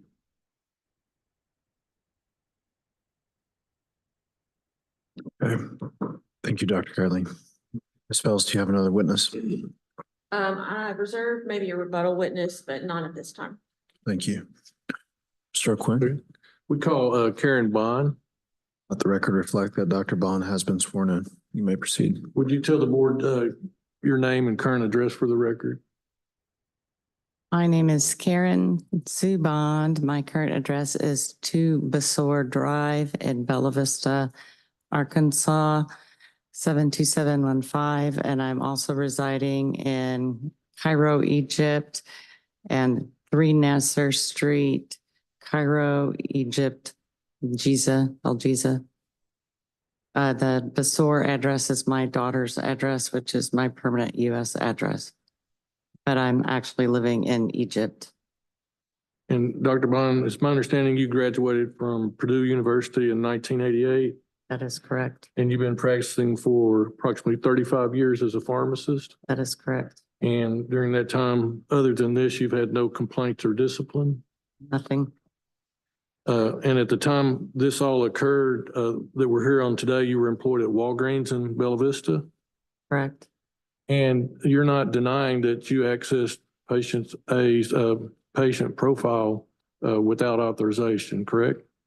No, I'm not denying it. I've admitted it. And when you were confronted about that with, I believe it's Dwayne Pinion of Walgreens Pharmacy Operations, you admitted to him that you had done that?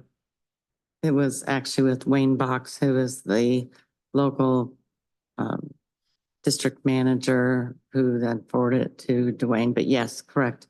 I did not deny anything ever since the first time it was brought to my.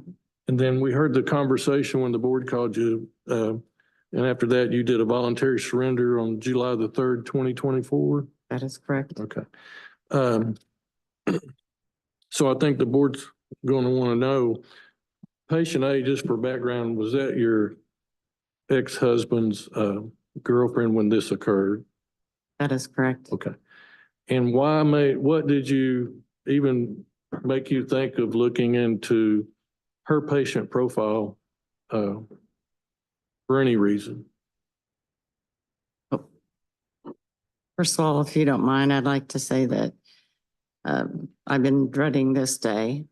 I know I made a grievous mistake. I'm extremely humiliated and embarrassed that I would allow other people's actions to compromise my integrity. My integrity throughout my entire career and life has been the most important thing to me. And that the fact that I actually allowed the actions of others to cause me to compromise my integrity has about killed me. And they talked about postponing this board meeting, and I said, no, I need to get this over with because I need to understand my fate, because this has just been way too much for me. So what was the initial trigger that made you lose your judgment and go in and look at someone's patient profile that had not authorized you to do so? Without going into any details, because I really don't want to discuss my personal life here, but I had a very long, difficult marriage, which was abusive. And my ex-husband started dating a woman who 2 weeks post dating called me on the phone and threatened my life, threatened to kill me. She said she knew where I lived. She said she knew where I worked. I filed a police report.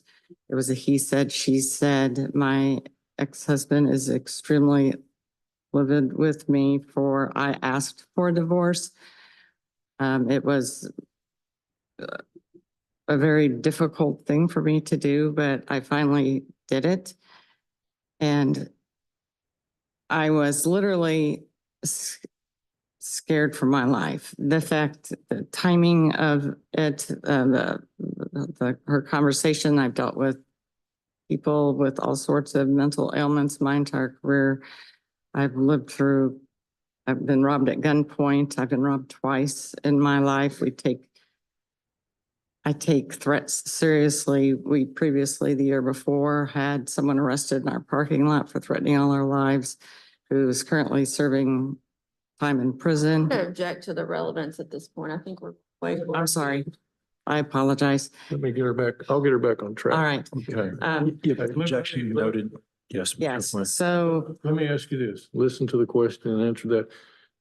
This person who threatened you and you felt threatened by, that you reported to the police was patient A, correct? patient A, So you looked in patient A's patient profile to check on her mental stability, correct? correct. Why did you then go a step further and send that to your ex-husband? I wish I had 100% good answer for that, other than it's been a very harmful and hurtful divorce on both parts with an error in judgment. As again, I said,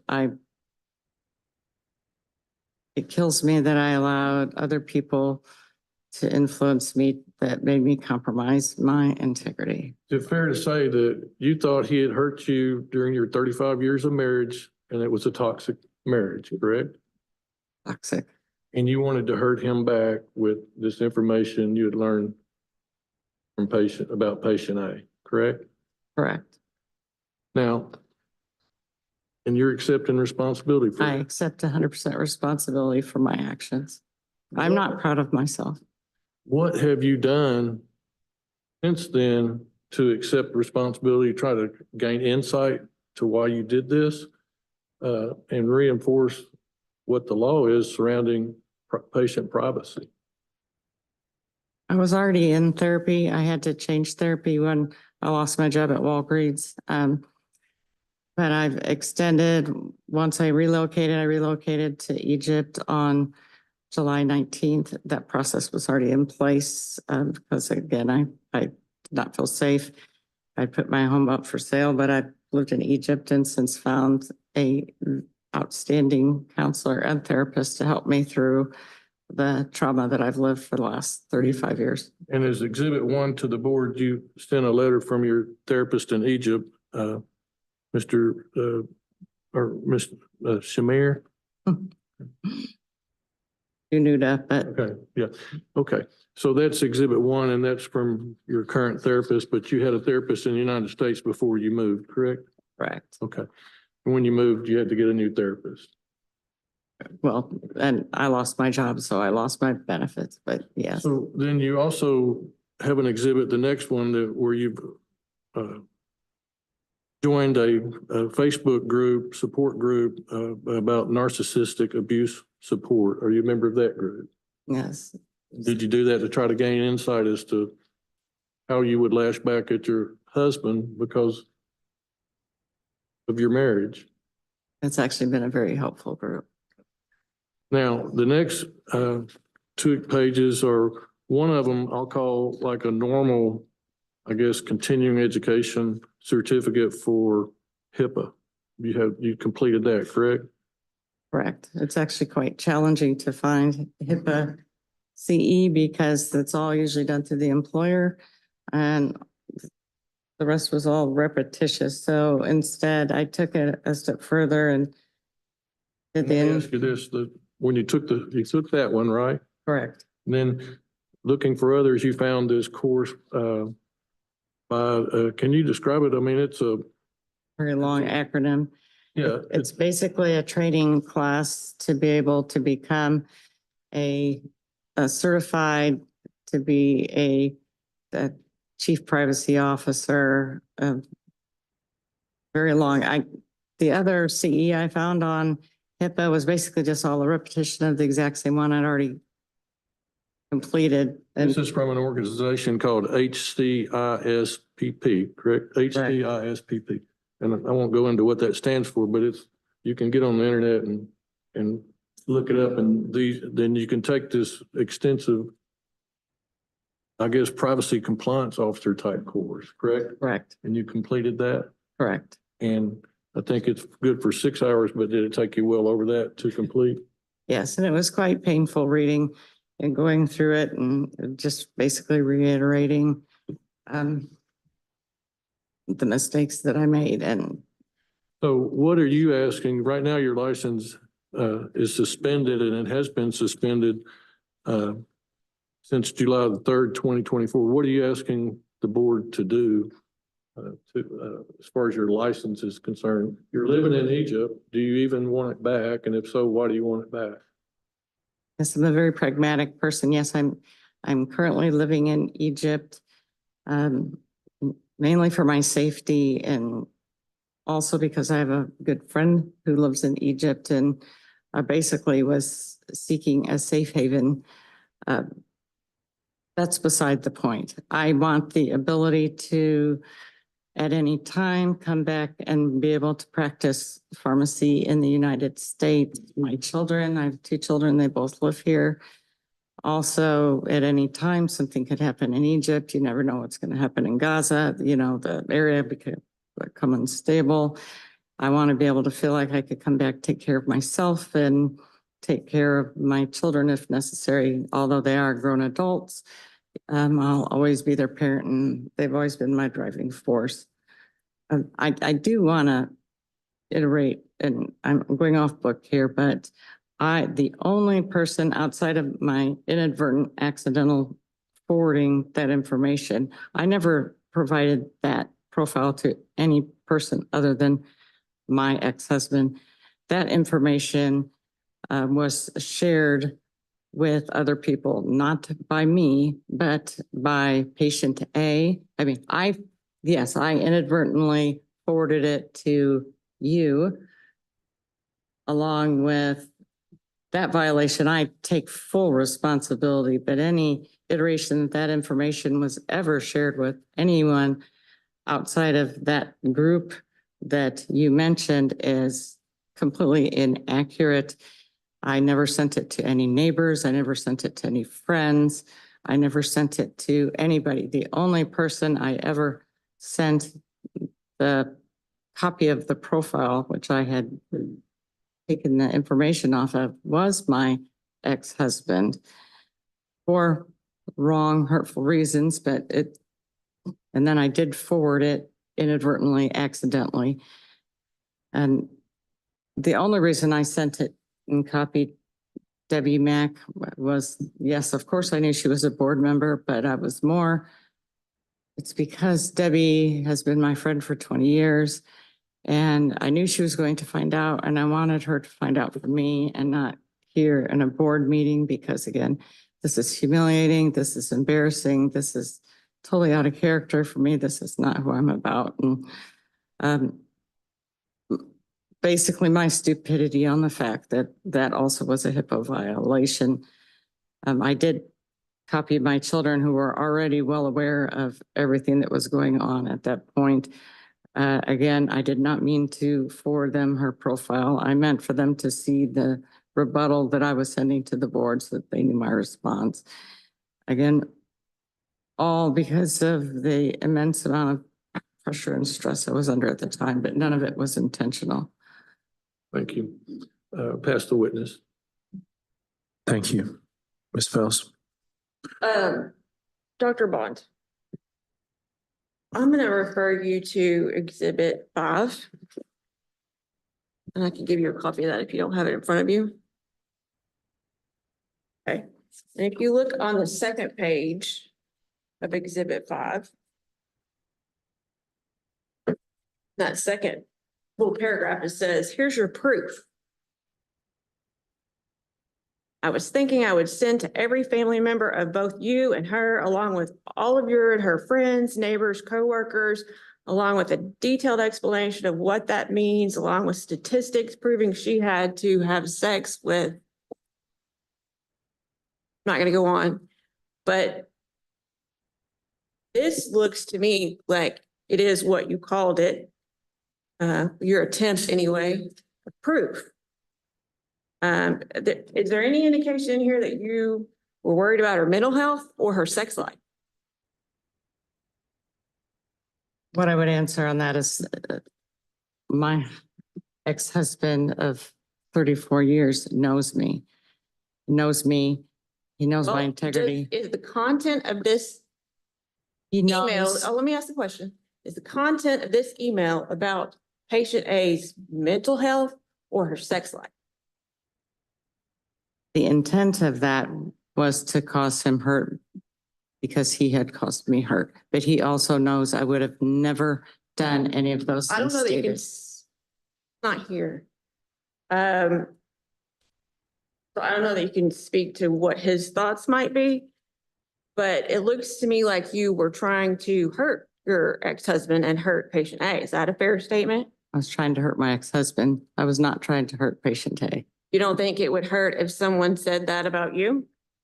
First of all, I never expected my ex-husband to share any of that information with patient A. I actually think it's quite cruel that he actually did do that. All of this information was sent to him and him only for the sole intentions of causing him hurt. Okay, but this is information you were not entitled to, correct? Correct. You were I not in that- any way supposed to look at her patient profile from Walgreens. And you were fired for doing that, were you not? Correct. Okay. And even though you've got some things in writing, there's other conversations you've had about patient A, correct? Maybe they weren't in writing, but in this email, it says your daughter knows all of this. And I think you just testified that she knew all of this. Is that correct? My daughter, no, I'd have to read what. Your daughter not loves you even though she knows you're cruel. What I would say, Did you talk to your daughter or your other children about patient A and what you learned about patient A from her profile? my daughter, Well, that's a yes or no question. after the fact, yes. Okay. Prior to this, after she made the threats upon me, and then my daughter met patient A. Patient A has caused issues with my daughter. Okay, fair enough. So whenever you received this complaint from patient A from me, I sent it to you so you could respond. Do you recall that? Correct. And you responded at, I think it was 9:04 at night on July 2nd. And you sent the email to me at my email address. And you put in 2 email addresses for Dr. Debbie Mack and your children. Is that correct? So there's, let's see.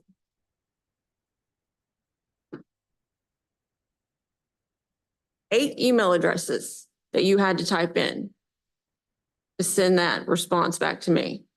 Is that correct? You look at Exhibit 6.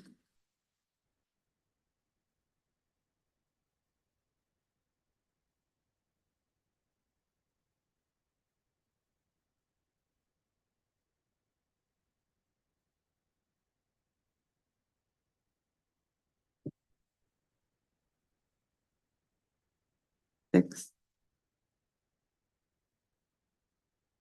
So you sent it to me and all those other people. And that included the original email that had all of the patient profile information and all of the accusations about her sex life. Is that true? That is correct. So, and then you disseminated that information to other people besides me in that response to the email. In this response to the email, yes. So you- Outside of that, no. You physically typed in 6 other emails besides mine to respond to this email. I wanted my children to understand my response, yes. And you wanted them to understand your response, but should they be privy to the information that's in this email? Do they have a right to know the health history of patient A? At this point, they were already aware of, no, they do not, to answer your But question. you talked to them about it. They knew. That they knew, of course, they've been drawn into all of this. Their lives have been ruined through this, all these events as well. Okay. And so let's go back to the day this sort of all unfolded. You were working at the time you got a phone call from Dr. Kurtley, is that correct? Correct, And that same day you also got fired from Walgreens, is that correct? correct. And I believe you talked about this in the phone call. I can't remember which one, but you also got arrested. Is that right? Correct. And what was that for? My ex-husband filed a trespassing charge for me when I went over to the house to discuss with him our children and the effects of our divorce on our children and trying to stop any further harm to our children. Well, weren't you going to get some tool or something? Am my recollection That's a, incorrect? no, that's a totally different incident that occurred no, that was months prior. But there was some incident where you went over there uninvited to get some sort of tool or something from the house. That was not uninvited, and that was when my ex-husband took it upon himself to make his this patient A come out and meet me. Which So why, instigated her calling and threatening my life. right, so why, your children are grown, correct? Correct. How old are they? 33 and 35. And so you went over there to talk to him about how the divorce was affecting your children who are in their thirties? Okay. And, We're both in therapy. so you were arrested for that, for criminal trespass? Have you been to court? Yes, What happened in court? they dismissed it. Um, That was September. September, okay. And so, you are now living primarily in Egypt, is that correct? Correct. Okay. And you want your license just to not sort of end your career on a bad note? I also want the ability to be able to come back to the United States if I ever decided or things. I'm very pragmatic and a very responsible person and want to make sure that, if I want to come back or I need to come back, if my children need my assistance, that I can come back and be able to take care of myself and provide for myself. Okay, and let me ask you about the exhibits that you submitted. And you have a letter from a therapist from Egypt, correct? Correct. How long have you been under his care? Since I returned, or since I arrived in Egypt, which is July 19th, I believe. Okay. And then the second exhibit is a Facebook group, correct? Correct. A narcissistic abuse support group on Facebook. Correct. What therapeutic value does that have?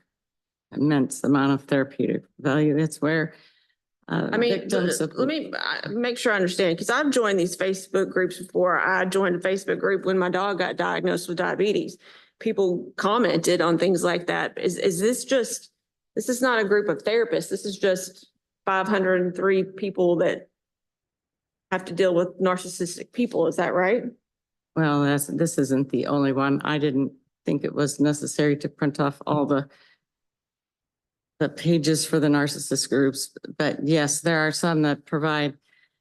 It's basically a group where people share information of all the things that they've had to deal with and how to cope with living with a narcissist and the harm that they've caused you and how to kind of work through the different issues of narcissism.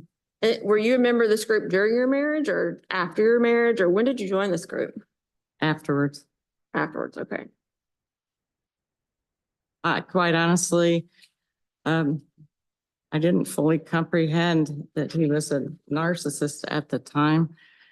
Well, what kind of, I mean, if your children are grown and your marriage is, you're divorced, do you even have to interact with him at all anymore? I have not interacted with him since July 3rd. Okay. Do you feel like you caused harm to patient A? I feel that I should not, I know what I did was wrong. Well, I know, but with respect to patient A, do you feel like you've done harm to her? I suppose indirectly, yes, by violating her privacy, that is harm in its own right. And you couldn't beat me up worse than I beat myself. I mean, I'm not trying to beat you up. I'm just trying to make sure the board has the full picture of what's happened here. That's all I have for this witness. Board, do you have any questions of the witness? Mr. Simpson?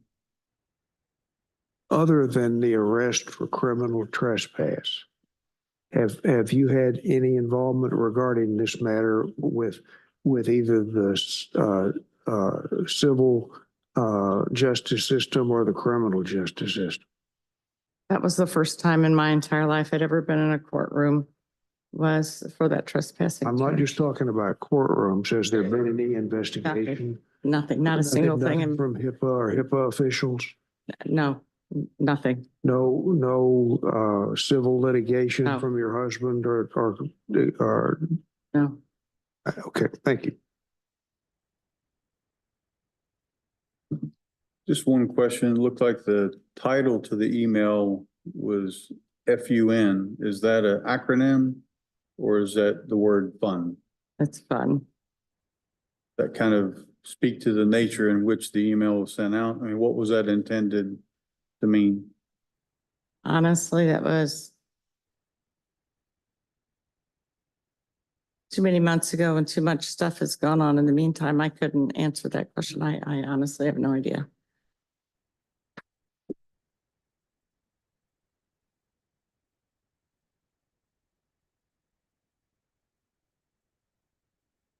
Other questions, board? I have one question. I may have just heard this wrong, but at some point, either in the phone conversation or something, it sounded like did you think that because your ex-husband maybe was also a pharmacist, that like HIPAA wasn't violated if you sent health information to another healthcare provider? Or were you aware that you were violating HIPAA? I know, I was fully aware that I was violating HIPAA when I looked at her profile. Well, I knew I was violating HIPAA when I looked at her profile. I did it out of self-preservation reasons, but that still does not make it right, and I understand that completely.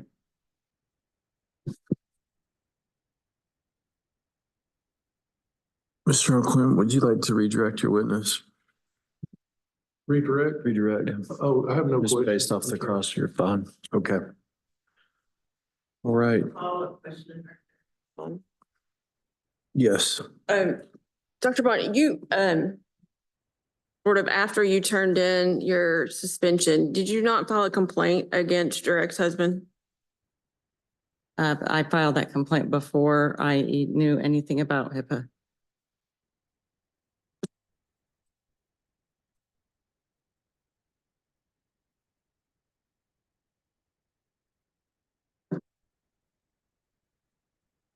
Tuesday, July 2nd at 11:05.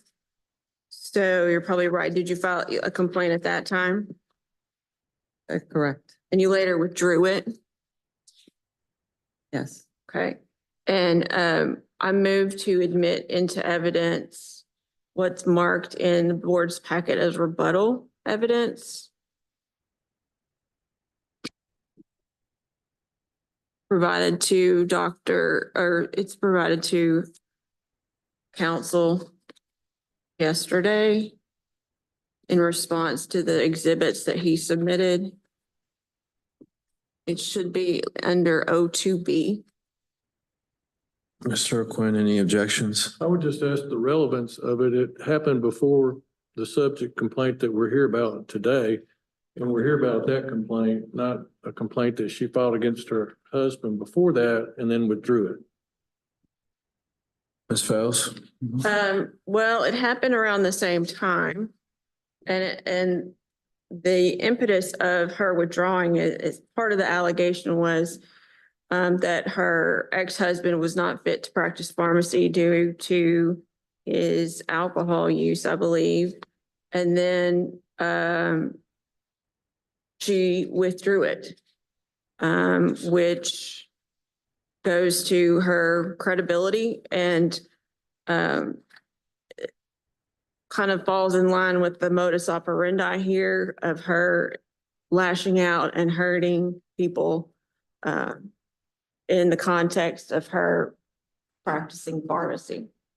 Okay, I'm going to note this objection. Obviously, the standard per Arkansas Code annotated 2515-213 subsection 4 is whether or not the evidence or the evidence offered is irrelevant, immaterial, and unduly repetitious.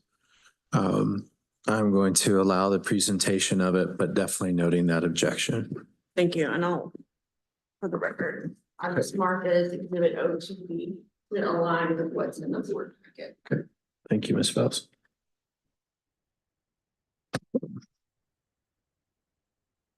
And I would like to keep the line of inquiry on this to the minimum. I think the record has been expanded, so maybe another 3 to 5 minutes on this. No, I won't even take that long. So Okay. why did, Dr. Vaughn, did you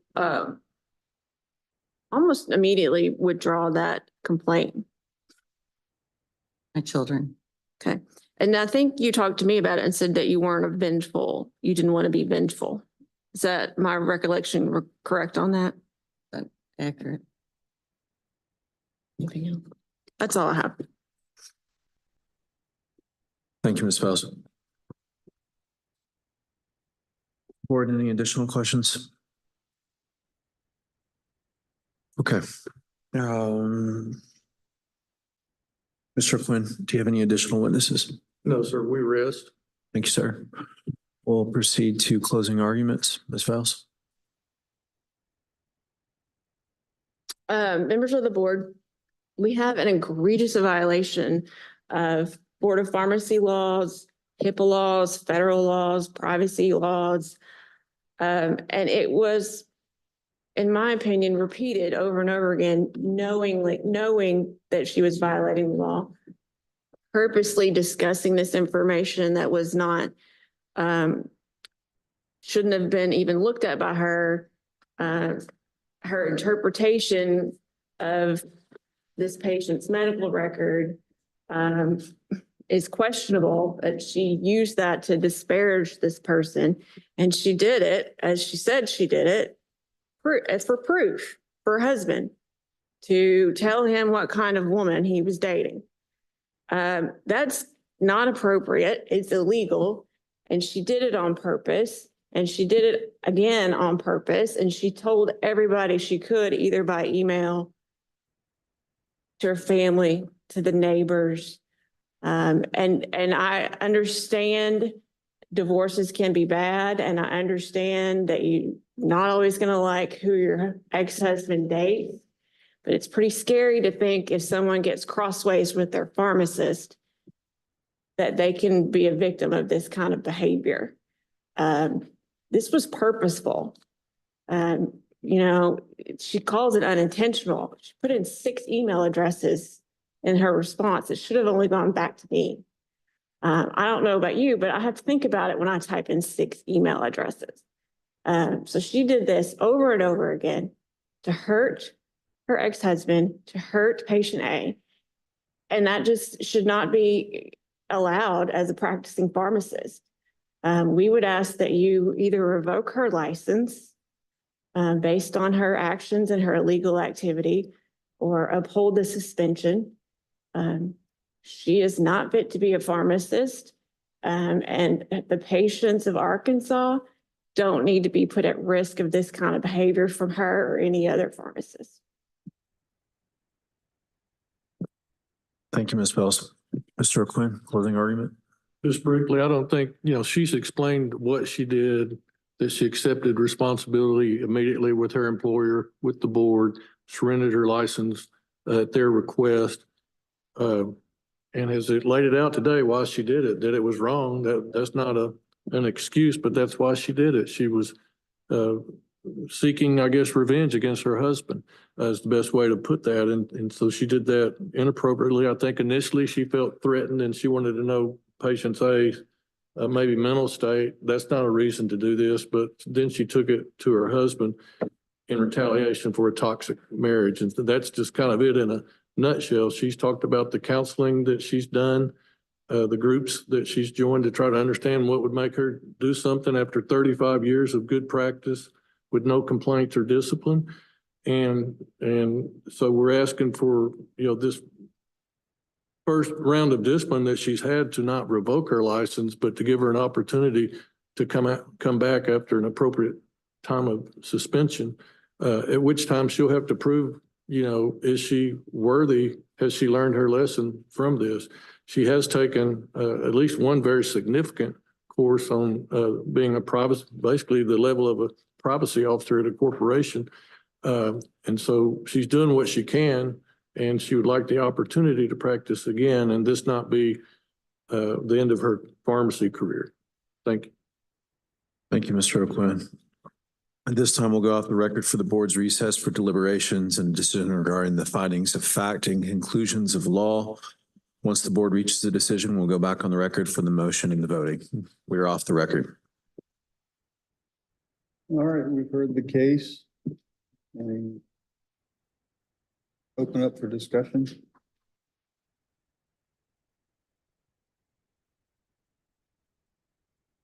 I think if we look at this case in its best light, it was a one-time occurrence.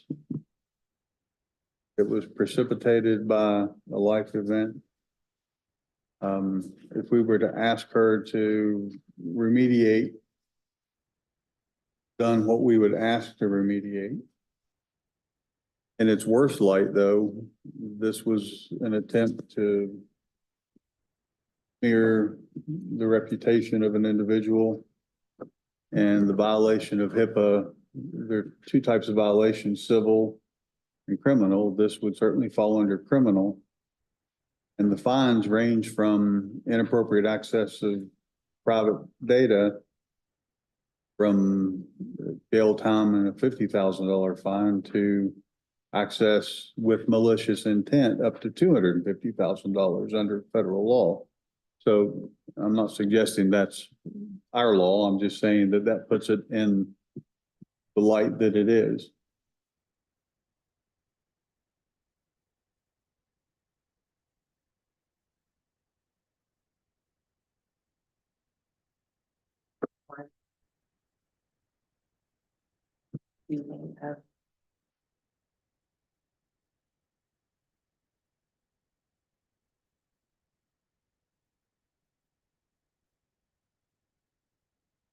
Going on.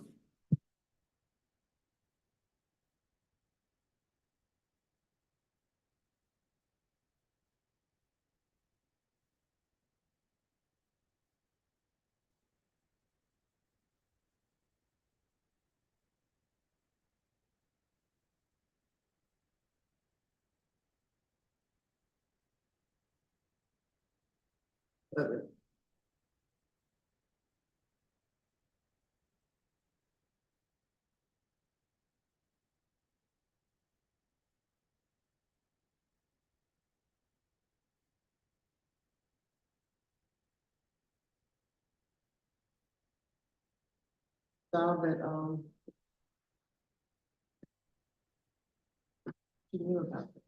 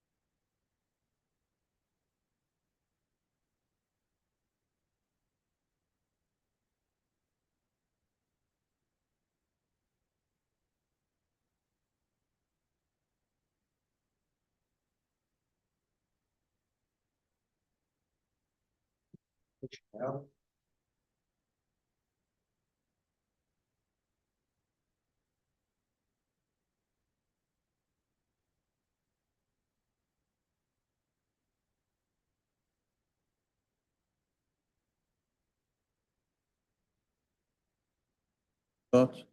Yeah.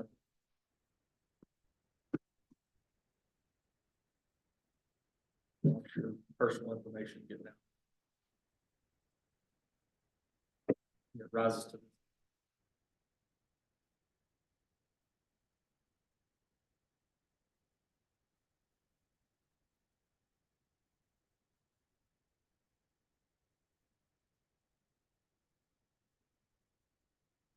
Don?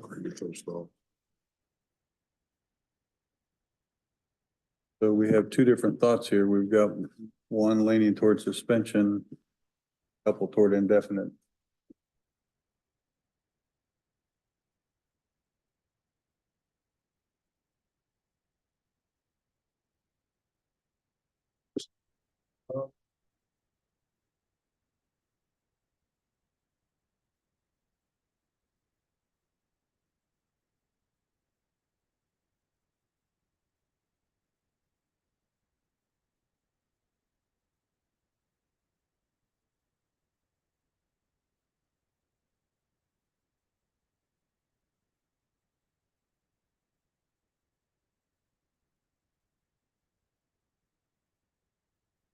Further thoughts?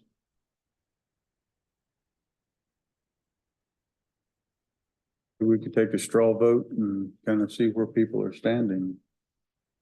So, Mr. Simpson, I know you're leaning toward revocation.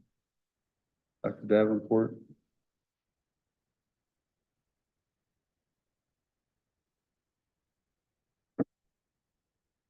Okay, so we'll call that one definite suspension.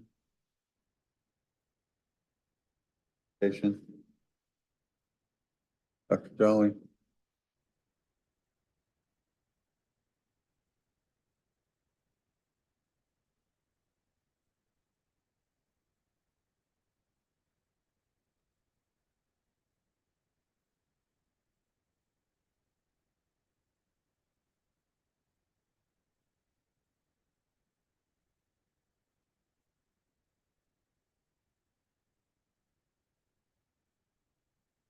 Are we ready to make a motion? That? Okay. We are back on the record. In the matter of Karen Bond, case number 2024-058, the board finds that allegations A1 through A5 set forth in the order and notice of hearing are approved. And the board adopts whatever we want to say, sustains the charges C1 through C5 and takes the action of revoking. I don't think we need to do anything with the suspension since there was an agreement to do the temporary suspension. So our final action would be to terminate her license. Is terminate the right word for that? Revoke her license. Yes, revoke her license. Okay, we have a motion. Is there a second? Okay, we have a motion by Mr. Simpson and a second by Dr. Newsom. Is there any additional discussion on the matter? Hearing none. All in favor, say aye. Aye. Any opposed? Okay. The vote is 4-1 in favor of revocation. Motion carries. By a vote of 4-1, the motion carries. Ms. Fales, please reduce the board decision to writing or make her attempt service upon all parties. If you wish to appeal this decision, appeal can be taken under any specific provision relating to this board or under the Arkansas Administrative Procedures Act located at Arkansas Code Annotated 2515-201 and following. Are there any questions or comments? This hearing is concluded and the record is closed.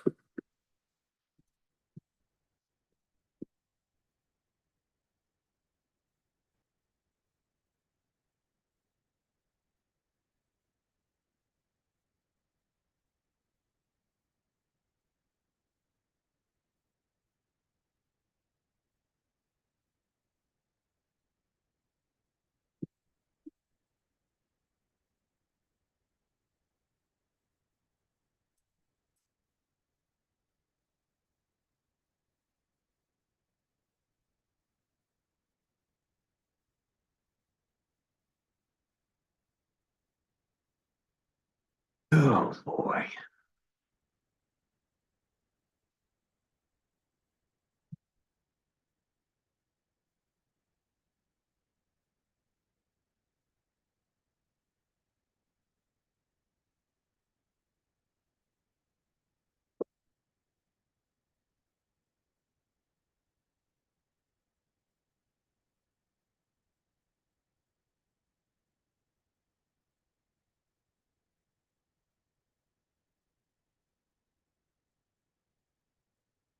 Being able to have that, pick up what people are.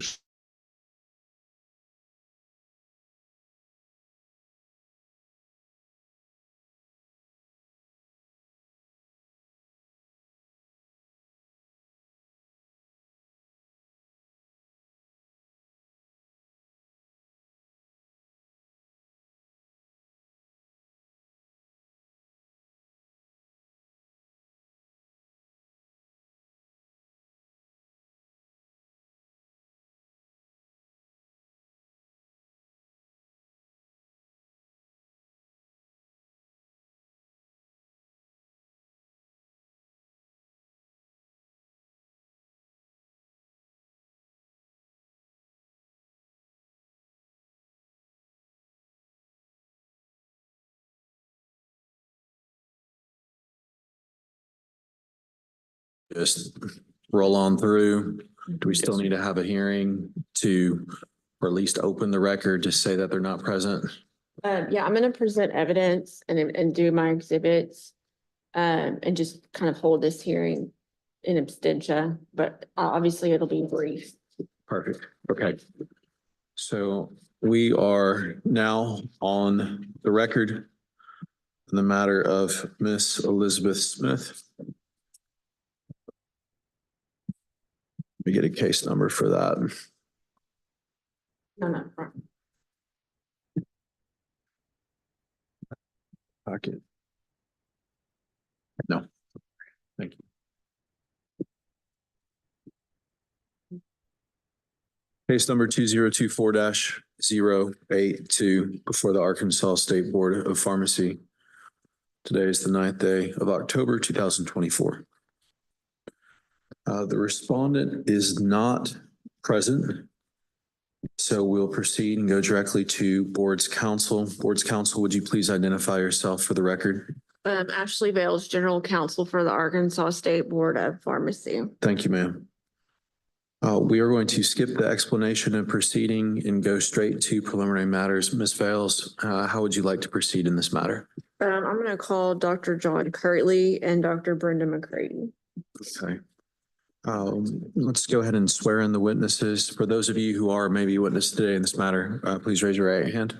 Do you swear or affirm that the testimony you're about to give in this proceeding is the truth, the whole truth, and nothing but the truth, so help you God?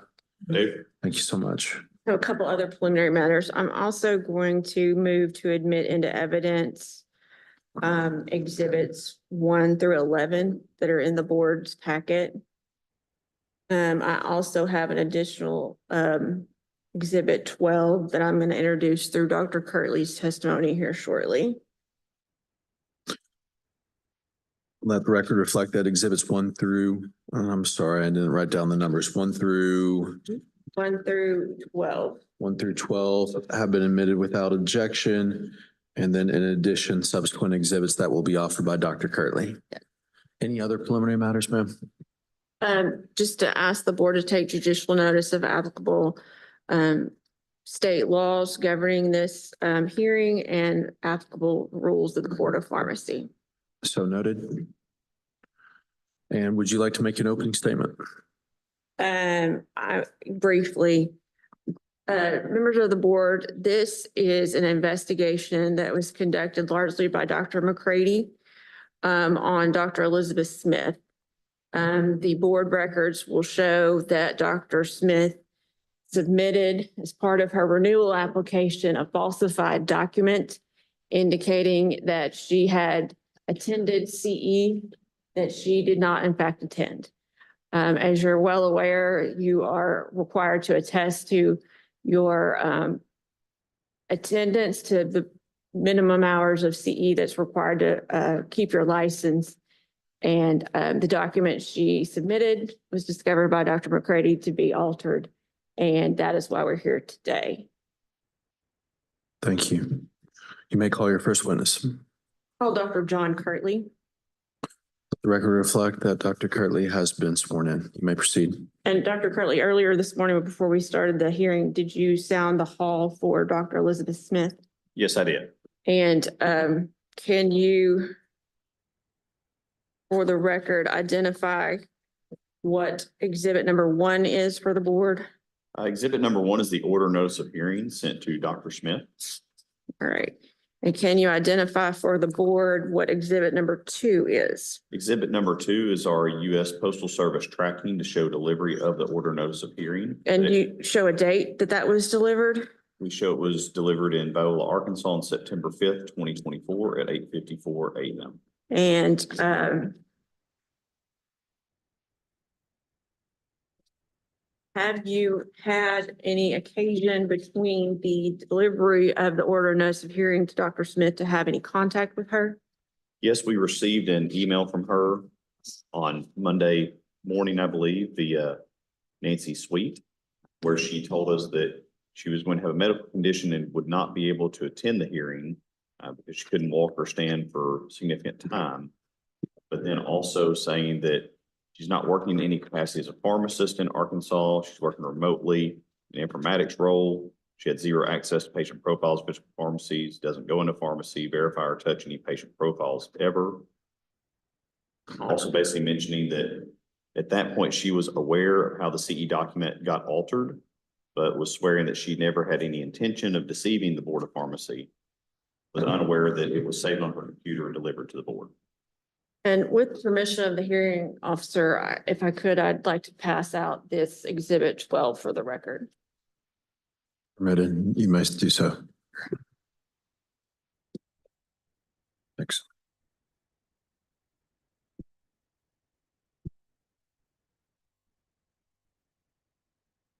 So in this email, Dr. Curley, did Dr. Smith specifically ask for a continuance in this case? She did not, so I actually replied back to her. And tell me again the date that she sent this. This was Monday, correct? It was Monday, October 7th. We received it at 10:45 in the morning. What's the general procedure for the Board of Pharmacy when someone requests a continuance of the hearing? Generally, we would have a discussion with that person if they're requesting a continuance of a hearing to see if it is something that we're able to do or not. Usually we have those phone calls or those questions immediately upon receipt of an order notice of hearing. In this case, we actually sent it a little over a month ahead of time to ensure there was plenty of time for any discussions or anything else. We sent it well beyond the required 10 days of notice. But again, you wouldn't read that email and say that it requests a continuance of the hearing.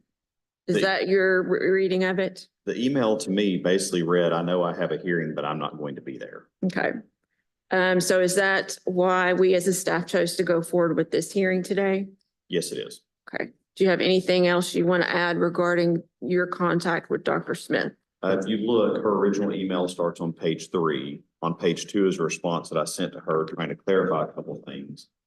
Is it appeared that she was at that point admitting the document we received was altered, although previously in phone calls, she denied that anything had been altered or she had any knowledge of it.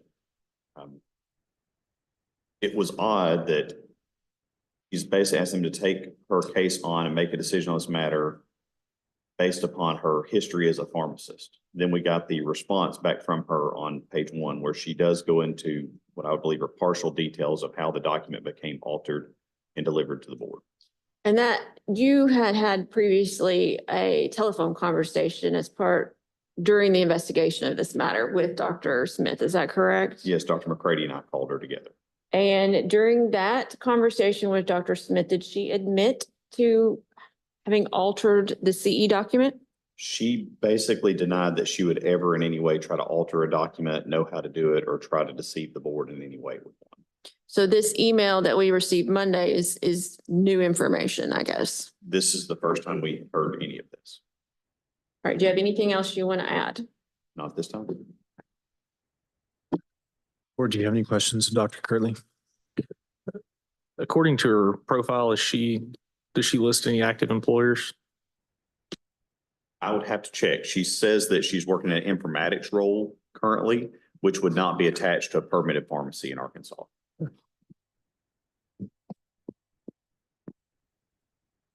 What is exhibit 6? Is it just a list of people that didn't fulfill that we had to notify this year? I'm gonna get in that with Dr. McCrady. Okay.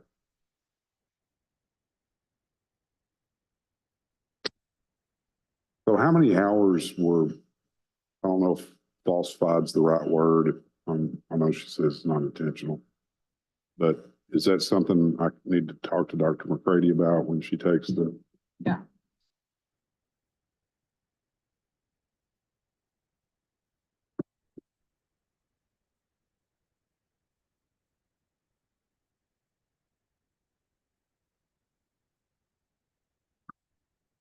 Any additional questions of Dr. Kurtley at this time? I think I'll ask one. So just scanning through this real quickly, but how did they, I know that the son might have altered it, but how would they have altered it to get CPE monitors sent to you that said something else? Well, based on the email that we received Monday, it appears that he is saying that someone in her family had a potential full version of Adobe, which they used to alter the dates, which Dr. McCrady will most likely describe to you, but it was changing the dates of the printed CPE monitor report or the electronically printed report that we noticed that there were different size numbers or different size fonts used in that. So when you would look at it, you would have like 2022, but the last two was a different size and slightly off. And as we noticed we noticed there were several inconsistencies in that document that would not have printed from a professionally produced document. We could also see in the background from the document itself dealing with NABP that the document had alterations done to it. We could tell electronically. This was her proof to y'all that she really had done the CE.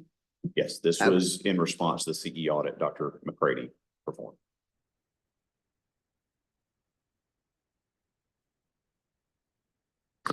Thank you, Dr. Kurtley. I have one more Oh. question. Sorry. I'm sorry. Yes. Um, so in this letter, she addresses that, but she didn't I see something about, she said she registered for something that she didn't register for? Dr. McCrady will get into that in the Okay. other exhibits.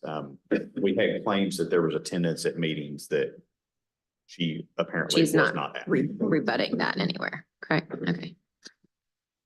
I have one follow-up if I could. Yes, ma'am. If there's no other board members. Dr. Kurtley, I've pulled up our GL system and pulled up Dr. Smith. You see that? Yes. And in the GL system, does it indicate where, as far as our system, where she works? Right now it shows that she still has linked employment at Arkansas Children's Hospital and interventional pain management hospital permits. And that would be the official record of the Board of Pharmacy with regard to her employment, That her is. current employment? Yes. That's all I have. Thank you, Ms. Phelps. You may call your next witness. Call Dr. Brenda McCrady. Let the record reflect that Dr. McCrady has already been sworn in. You may proceed. All right, Dr. McCrady, state your name and your job title at the Board of Pharmacy. Brenda McCrady, Assistant Director with the Arkansas State Board of Pharmacy. And as part of your duties as Assistant Director, do you review continuing education requirements for pharmacists? Yes, we actually conduct a 100% continuing education audit, which I am the employee here at the board that oversees that. What is the, for the record, requirement when a pharmacist renews their license with regard to their CE? 30 hours of continuing education every 2 years. 12 hours of that must be live. 12 have to be ACPE accredited. The live and the ACPE accredited can be the same, but it's a total of 30 hours. And you do this audit for every licensed pharmacist in the state of Arkansas, correct? We do that. We do the audit with the assistance of the CPE monitor as well as the renewal system that we have in place here at the board. So let me turn your attention to exhibit number 3. Can you tell the board what exhibit number 3 is? Exhibit number 3 is an email that I received from Dr. Smith following the information that I sent, telling her that we did not see that she had met her hours. What's the title of that document? CE audit form. Or the subject is CE audit request, and then it has an Well, attachment. no, I'm looking at exhibit 3, the second page. I'm sorry. I'm sorry. I was at the first page. That is the Arkansas State Board of Pharmacy's continuing education verification form. And what is that form? That is a form that we send to pharmacists that verify that they have met their continuing education requirements for the biennium in question. And did Dr. Smith certify that she had obtained at least 30 hours of continuing education for the 2022-2023 biennium? Yes, she did. Okay. And what led you to review this and become suspicious of the documents that Dr. Smith submitted? So as you go into exhibit number 4, if you will look at what she sent to me was a CPE monitor document that showed that she had met the requirements. She had, if you look at, it says CPE activity date range 1/1/2022 to 12/31/2023. And then as you go through, it shows the continuing education hours that she alleged that she met. As I looked at the document, I realized that the 2022 was smaller than that the 2022 was, the font was smaller than the rest of the font in that line. And I also noted that if the first line says recorded CP activity for the period of 1/1/2021 to 12/31/2023 was on the document. And does that, I mean, you've looked at hundreds of these e-monitor transcripts. Does that raise red flags for you? Yes, it did. And so did that indicate to you that there was something wrong with this document? It did. What did you do next? Well, I went through the hours that she had, and I also noticed that on the 9/24 of 2022, that the font was different on that date. And let's kind of identify for the board what page of the transcript. That's on page 5 of 6, and it's the last 3 entries on that document that are dated 9/24 of 2022. They are from the AAHP Fall Seminar. But if you note that in the second column is the ID number for the CE, it indicates that those were all 21 courses. These were live courses. So if they were done in 22, that number would have been 22, and it was not. Okay, so that's another red flag that this might not be an accurate document. That is correct. And then on the next page, again, there's one that the font was off on the 2022, and I noticed that at that time. That was just another course that she had taken and actually used the previous biennium for her renewal. Okay. And so further in your investigation, exhibit 5, can you tell the board what that document is? Exhibit 5 is oftentimes when I have somebody file their continuing education, I will also go I have access to CPE Monitor. I will go in and print out what they did, or at least look at it, because it breaks it out by total hours of live versus non and ACPE. So I printed this from the board because it indicated that she had 0 live hours, even though she had attested to the fact that she had 12. And that on that transcript that you printed out, what's the activity date range on that first page? On that first page, the activity date range is 1/1 of 2022 through 12/31 of 2023, which is the biennium that we were auditing. And so when you look at what she turned in, some of those live CE hours that she claimed that had the 21 ID numbers were not on the document that you printed from the CPE Monitor. Is that correct? That is correct. Okay. And to confirm her attendance at this fall conference, what did you do at that point? We had a conversation with Dr. Smith and she said that she had attended the fall conference, that she actually thought she had gone with her boss. I spoke with Dr. Robertson, who is one of our board inspectors, and we received a list of the registered attendees for that fall seminar. Dr. Smith was not on that list of registered attendees. This list is actually those attendees that had registered. And that's exhibit 6 That's for the exhibit record. 6. And then tell the board what exhibit 7 is. Exhibit 7 is actually the document that they also included that is a list of the pharmacists that claimed credit for the AAHP fall seminar. So while they may have registered, not all may have completed. This is a list of those that completed the seminar. And is And Dr. claimed credit. Smith on that list? She is not. Okay. And then let's move to exhibit 8. Okay. Can you tell the board what that exhibit is and the significance of it in your investigation? So after receiving and going through the previous documents, I went ahead and printed a copy of her CPE monitor from 1/1 of 2020 through 12/31 of 2021. And if you look at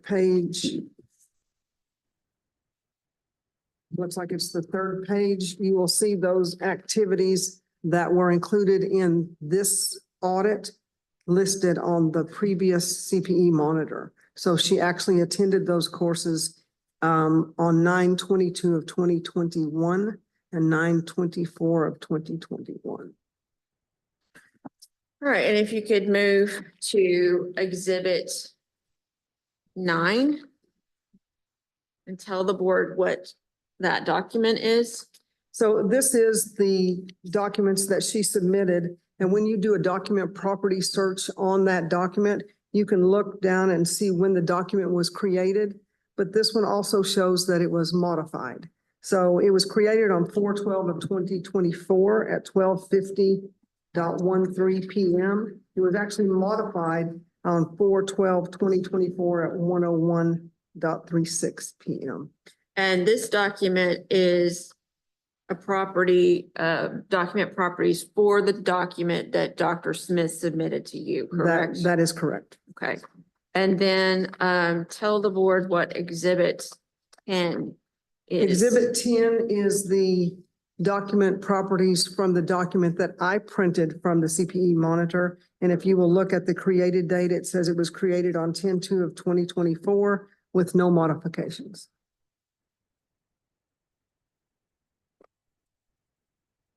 And did you participate in a phone call with Dr. Kurtley where you called Dr. Smith? I did.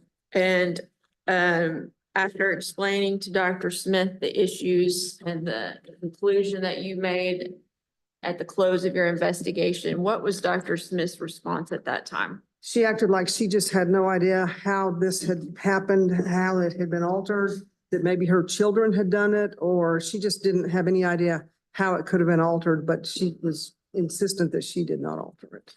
And was she insistent that she attended the CE that was represented in the document she submitted to the board? She was insistent that she attended and that she had actually attended with her boss. And that was information that she provided to you, that she attended with her boss? That is correct. Okay. And did you, at some point, we don't have it in here, but did you look at her boss's CE at some point? That I do not recall. Okay. Let's go. I think there's one more exhibit we haven't gone over. Exhibit 11. Exhibit 11 is just the CPE monitor that she sent to us that has the modifications that were done highlighted for just ease of reference for the board members. Is there anything else you want to add with regard to your investigation of Dr. Smith and her CE? The only thing I would add is that under Exhibit 3, she said, "Hi Brenda, I believe these dates are correct for the audit years. If not, please let me know. Thank you." There's no comment in there that I didn't make my hours, I was short or anything like that. It just says, "I believe these are the correct hours." All right. That's all I have for this witness. Thank you, board. So how many hours did she actually have when you printed out a CP monitor that are truly in that period? She had plenty of non-live hours. She Okay. was short 12 live All hours. 12. All 12 live, all 12 hours. And if she had just said, hey, missed my live hours, what would it's $100 an hour? We would have sent a consent agreement that the board has laid out in previous years that she has to make up twice the number of hours plus pay $100 per hour penalty. Non-disciplinary consent agreement. Plus the number of hours they would have had to been live. Yes. And then I might be getting ahead of people here, but how much time have we, as the board, put into Oh, this? I would say 40 or 50 hours worth, I don't know, a week, 2 weeks.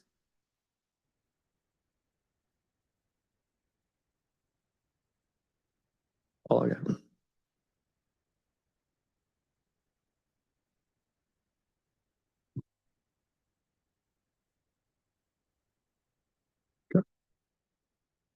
Thank you, Dr. McCrady. Ms. Fells, any further witnesses? Now, I just want to make a brief closing. Yes, ma'am. Members of the board, the evidence is here. It's right in front of you. Dr. Smith has basically, I would say she's thumbed her nose at the Board of Pharmacy here. She's ignored the requirements of the CE. She took the time to alter or have her child alter the document so she wouldn't have to do her CE or wouldn't have to face the consequences of not doing her CE. And that results in her receiving her renewal license by fraud. And submitting a fraudulent document to the government, to the State Board of Pharmacy. I guess she thought we were stupid and we'd never figure it out. But Dr. McCrady's not stupid and she did figure it out. And, her not being here is also kind of thumbing her nose at the board.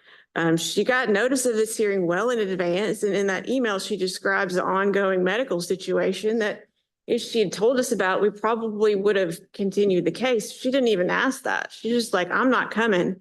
You guys do what you want to do. Here's what I want you to know about it. She's not taking her responsibilities as a pharmacist seriously. I think a message needs to be sent to her that this is not something that the Board of Pharmacy will tolerate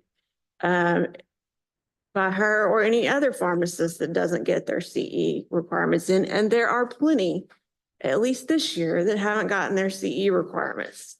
So I think you need to keep that in mind, that Dr. Smith's not here and she's not here because she doesn't want to be. She didn't go to her CE probably because she didn't want to do that either. So when you think about punishment, I want you to keep that in mind.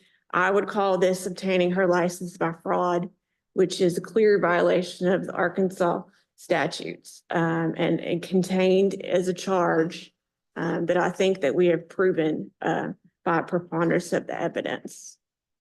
Thank you. Thank you, Ms. Fells.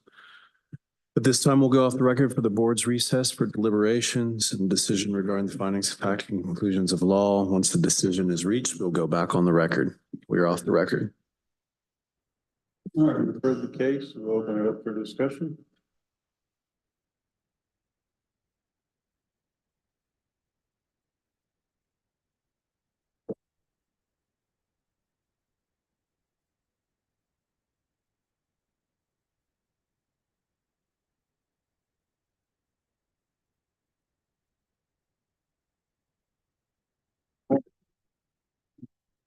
On that point, we're looking at page 2 of exhibit 3.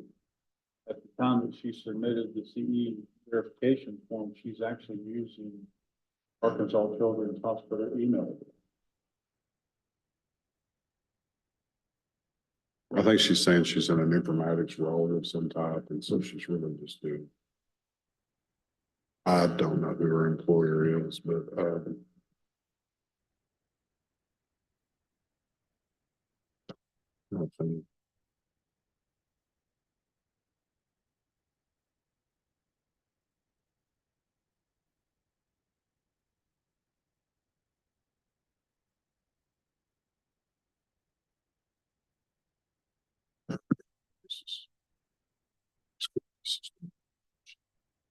for the planning board. I think right before the board for reinstatement. I think that and, you know, we're fine. I mean, partly because the missing of the CE is one thing. That was happening, that's why. Exception. Like I said, I got plenty of hours, I just didn't hit my live ones, so. You know, hours, at least that amount of time, plus the investigative costs and a suspension. Like for the board to explain. What happened and why you do need to practice. Yeah.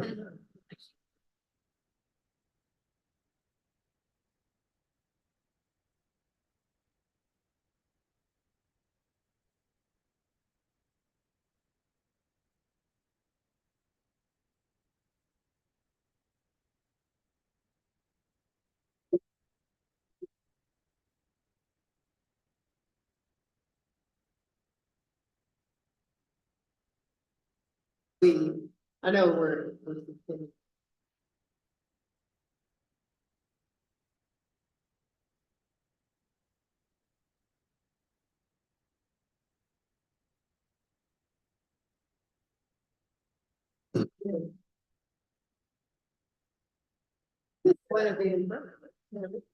Them options as well, and I'm okay with both. That's what you, that's what.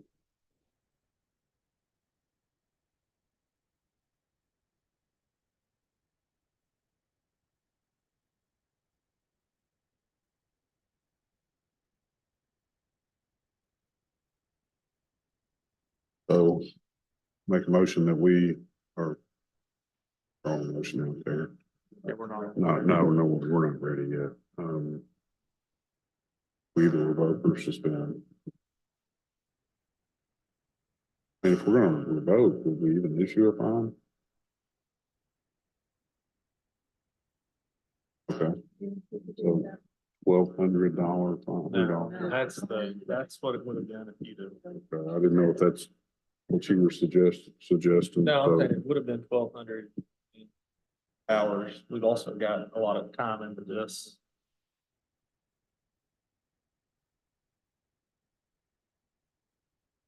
Make the board whole, make. 2,500 or 5,000 or what it was. Typical.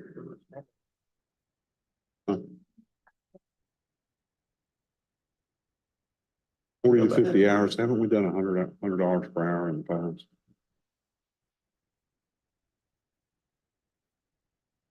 Would be hours plus the 1,200. I say we just make it 5,000, just make it. Well, we're revoking, right? No, suspended. Yeah, I mean, are we gonna put conditions around the suspension, or would we just, she would come before the board to get that all worked out at that point?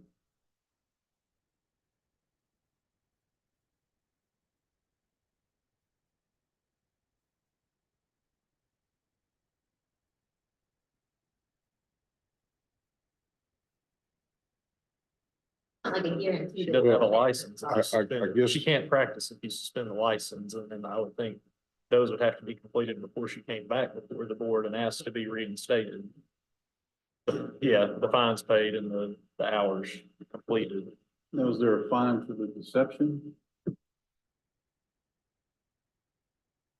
Mentioned, but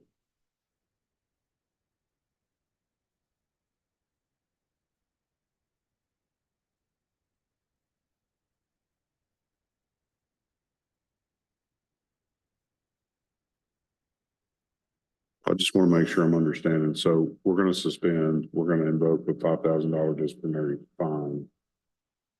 Are we going to say, since we're suspending, are you guys still saying, well, you need to do 24 hours of live CE?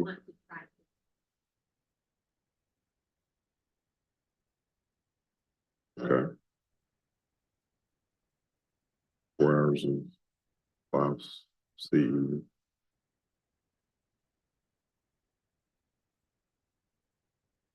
Okay, so suspend $5,000 disciplinary fine, 24 hours of CE live before we will even consider. Okay.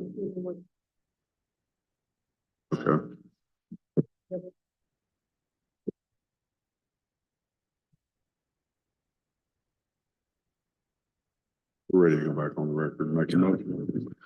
All right, we are back on the record for the board's motion and voting.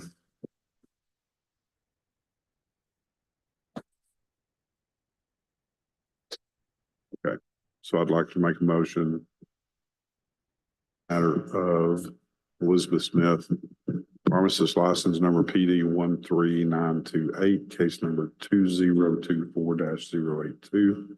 Board finds that allegations 1 through 9 are true. Charges 1 through 3 are proven. We are going to suspend the pharmacist license and impose a $5,000 disciplinary fine and require 24 hours of live CE be met before consideration will be given to reinstate the pharmacist license. Motion by Dr. Jones, is there a second? Second by Dr. Mack. Any further discussion? Seeing none, all in favor of the motion, please signify by saying Before aye. we take a vote, I think Ashley's got a question. You want her to appear before the board again if she wants to be reinstated off her suspension? Yes. Okay. Yes. As Ms. Vale stated. Yeah. Vote, all in favor, say aye. Aye. Opposed?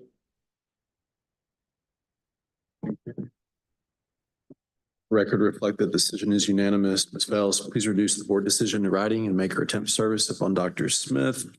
If Dr. Smith wishes to appeal the decision, appeal can be taken under any provisions relating to this board or under the Arkansas Administrative Procedures Act found at Arkansas Code annotated 2515-201 and following. Are there any questions or comments? Seeing none, this hearing is concluded and the record is closed. Got 2 more cases before lunch. I'm gonna see if they're out there.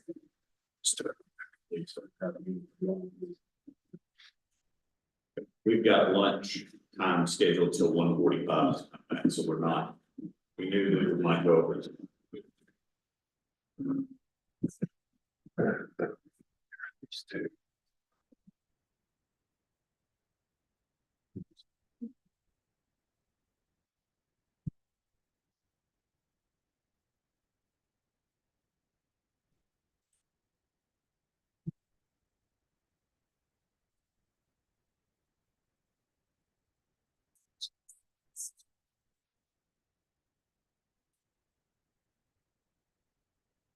So are these going to be heard together?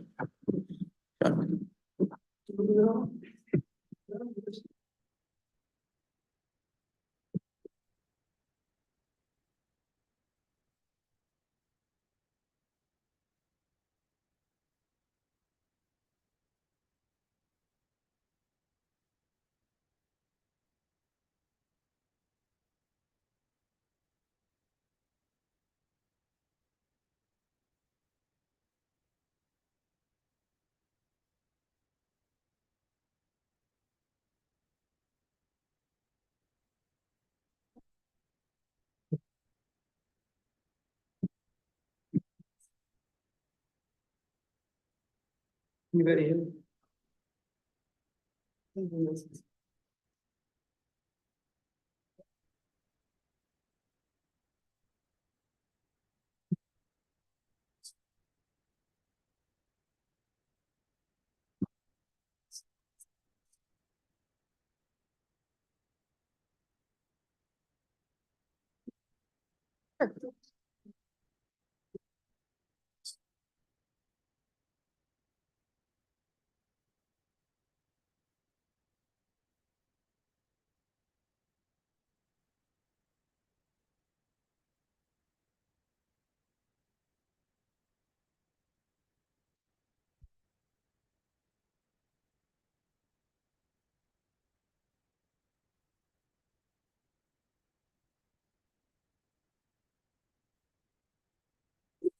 Right.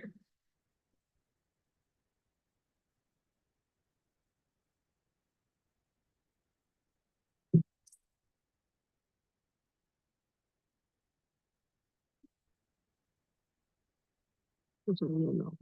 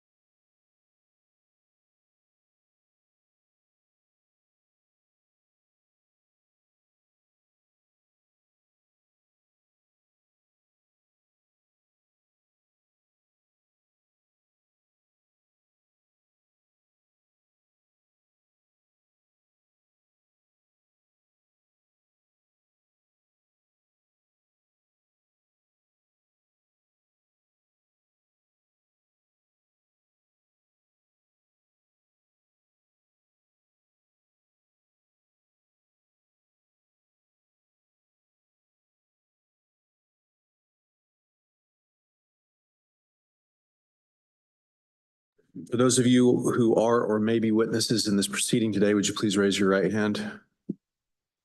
Do you swear or affirm that the testimony you're about to give is the truth, the whole truth, and nothing but the truth, so help you God? Yes. Thank you. All right, at this time, Ms. Davis, we're going to discuss some preliminary matters. Do you have anything that you'd like the board to consider at this time in terms of evidence? No. Ms. Fales? Yes, I would move to admit into evidence exhibits 1 through 11. A copy of those exhibits are on the board's iPad, and Ms. Davis has a copy of that in front of her. So I'd move to admit those into evidence. Ms. Davis, do you have any objections? No, sir. Okay, let the record reflect that the board's exhibits 1 through 11 have been admitted into evidence without objection. Any other preliminary matters at this point? Yes, I would just ask the board members to take judicial notice of the applicable Arkansas Board of Pharmacy rules and statutes governing this hearing as outlined in the order and notice of hearing. Ms. Davis, any objections? No, sir. Okay, so noted. Any other additional matters? No. All right, in terms of opening statements. I'll waive opening. Waive opening. Ms. Davis, would you like to make an opening? No, sir, not the moment. Okay. Ms. Fels, you may begin and call your first witness. I'll call Dr. Brenda McCrady. Let the record reflect that Dr. McCrady has been sworn in. You may proceed. Dr. McCrady, state your full name and your job title here at the Board of Pharmacy. Brenda McCrady, I'm the Assistant Director with the Arkansas State Board of Pharmacy. And as part of your duties as the Assistant Director, do you review pharmacy tech registration applications? Yes, I do. And did you review Ms. Jasmine Bona Davis's application? I did. And let's look at her application. And it is under tab number 5, or exhibit 5, I'm sorry. On the second page of that application, there's a question regarding arrests. Can you briefly read to the board members what that specific question is? Have you ever been cited, arrested for, charged with, or convicted of, including a nolo contendere plea or guilty plea, a criminal offense in any state or in federal court other than minor traffic violations, whether or not the sentence was imposed or suspended? Okay, and what was Ms. Davis's response to She that? checked no. Okay, and as part of the investigation on all pharmacy technician applications, do we do a criminal background check? We do. And did something come back on Ms. Davis's criminal background? Yes, it did. Tell the board members what was discovered in the background check. During the application process, she had a disqualifying criminal history. On April 7th of 2017, she was charged with furnishing a handgun or prohibited weapon to a felon, which is a felony in Cross County, Arkansas. And can I refer you to exhibit number 7? Tell the board what that exhibit is. It's a statement from Jasmine Davis. And what is the importance, I guess, of that statement regarding her criminal history? Basically says that recently we did a background check. Once that background check came back, there was a felony charge that had come about from 2017, which I have no knowledge of. And as part of the application process and the rules governing what's to be submitted in your application, as part of those documents, supposed to be documentation from the court of the disposition of any criminal charge. Yes, we do send a letter requesting any of all of that information. And did you send a letter to Ms. Davis regarding that? I think it's exhibit number 11. Yes, we did. And did we receive any information from an actual court regarding that charge? We did not. And so what was the board staff's decision with what to do with Ms. Davis's application? Due to the fact that Ms. Davis did not disclose that she had criminal history and that it did come back on her background, we sent her a letter that we administratively denied her application to become an Arkansas pharmacy technician. Okay. And she appealed that denial, correct? She did. And that's why we're here today. That's correct. What is your recommendation with regard to any action the board might consider with regard to Ms. Davis's application? because we do not have the documentation requested by the board, she does have the criminal history with the felony charge on it. It would be my recommendation to deny the application. Anything else you want to add with regard to Ms. Davis? No, ma'am. All right, pass the witness. Thank you. Ms. Davis, this is your opportunity to, any of the testimony that was just given, you may ask questions, so you can cross-examine Dr. McCrady. Do you have any questions you'd like to ask her? If there was no documentation for me to present, how would I proceed with giving you any information about the charge? That wasn't the original charge that I was arrested for back in 2017. That's why I selected no on my application. The original charge was furnishing. What's your question? What would I have to do if I can't provide any documentation, if the courts aren't able to give me any documentation? Okay, let's let Dr. McCrady answer that. We could have had a conversation about that. Your application said you did not have any criminal history. So when we sent the waiver, we did not get any documentation from you stating that you don't have any records, to the best of my knowledge. You did send us an appeal of the denial. Correct. Any other questions, Ms. Davis? No, sir. And again, you will have a chance to make a statement and present your evidence. Okay. Board, any questions of Dr. McCrady? Okay, yes. Dr. Richmond has something though. So the background check showed that she had a history. But where's the evidence of that?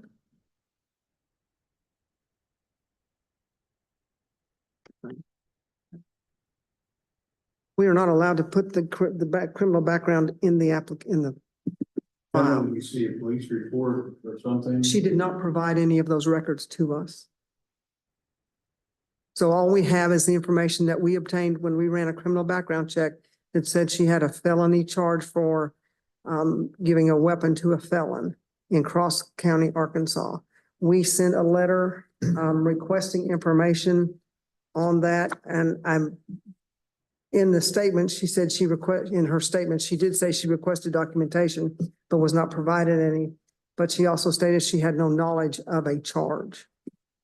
And the board felt if you had been charged with a felony charge, you would have knowledge of that. But actually, I think her statement says that the court said that they didn't have it. It's not that she couldn't provide it. It's that the court says that they looked her up in their system and informed her that they didn't have anything in their system.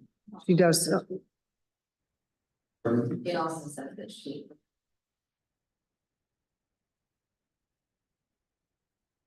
Yeah, she did say she had no knowledge of the charge, and I did misspeak. It does say that she contacted the courts and they could not provide any documentation. Other than her telling me that she did that, I have no knowledge of that. Other than that, I have no knowledge of whether she did or did not contact them. Okay, any other questions from the board? Mr. Simpson? I'm confused. Is there documentation someplace that the government's just not wanting to release to us?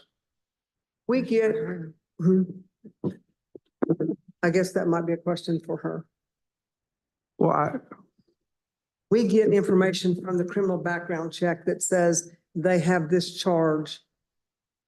We send them a letter and say, we need information of this charge because it's a disqualifying offense.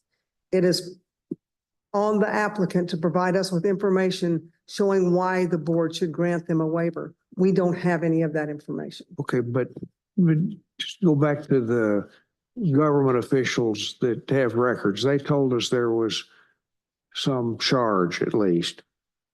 And they can't or won't furnish information substantiating that?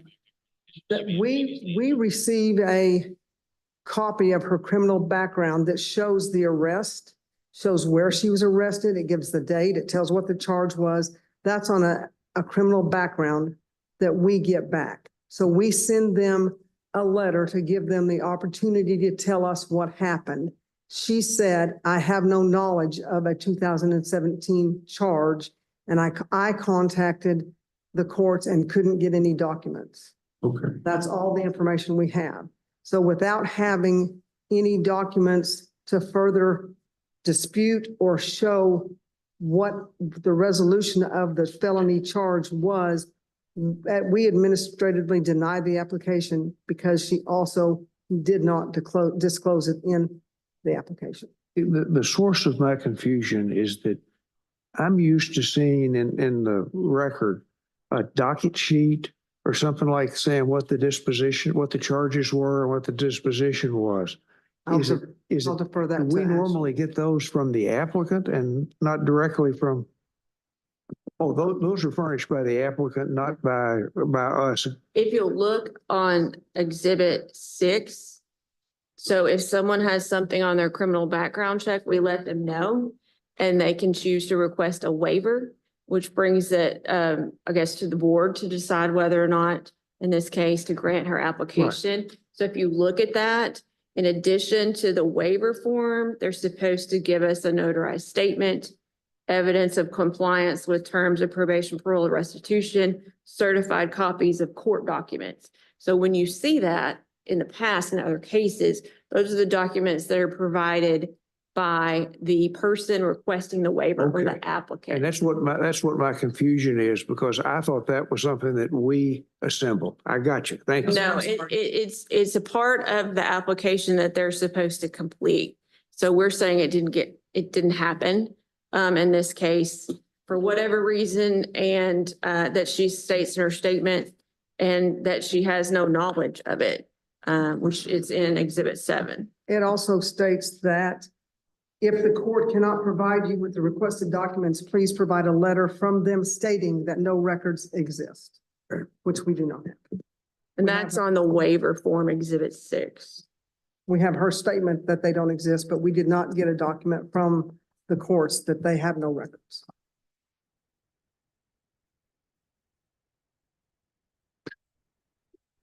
Additional questions from the board for Dr. McCrady? Ms. Fells, you had a redirect? I have just one question for Dr. McCrady, kind of clear up this. I mean, we did have the option to take no further action on our application because we didn't find any of the court documents. Is that a true statement? We've been instructed by the board, if they do not disclose when criminal history comes back, that they are to come before the board. Okay, That we are to administratively deny the application. all right. So we know for sure that Ms. Bona indicated on her form that she had never been arrested, correct? That's correct. And yet we also know that on her background check, it does show an arrest. That is correct. Okay. And further information of that we never received. We did not. That's all I have. Ms. Davis, any additional questions of Dr. McCrady? Okay, Ms. Fells? Your I next rest. witness. Thank you. All right, Ms. Davis, this is your chance to, present your case to the board. Okay, so on my initial application, I did mark no that I was not arrested for the charge because I was not aware of the charge of presenting a handgun to a felon. The original charge that I was arrested on was furnishing prohibited articles. So when I filled out this application, after I talked to the Board of Pharmacy and they told me the initial charge, I did mark no because I was not aware of that charge. I also contacted the ACIC to try to get further information, and the only thing that she could provide me were the fingerprints from when I did get arrested for the furnishing prohibited articles.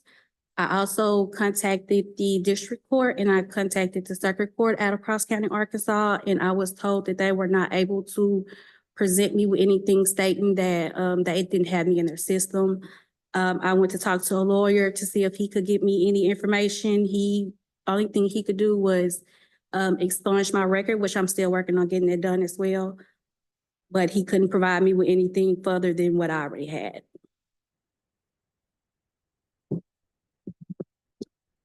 Thank you. Yes, Ms. Fells. So like you filled out the application.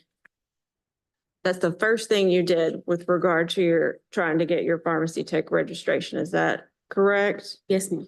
And so you, let's see. You signed that document on May 14th, 2024. Yes, ma'am. And when you signed it, you indicated that you had never been arrested.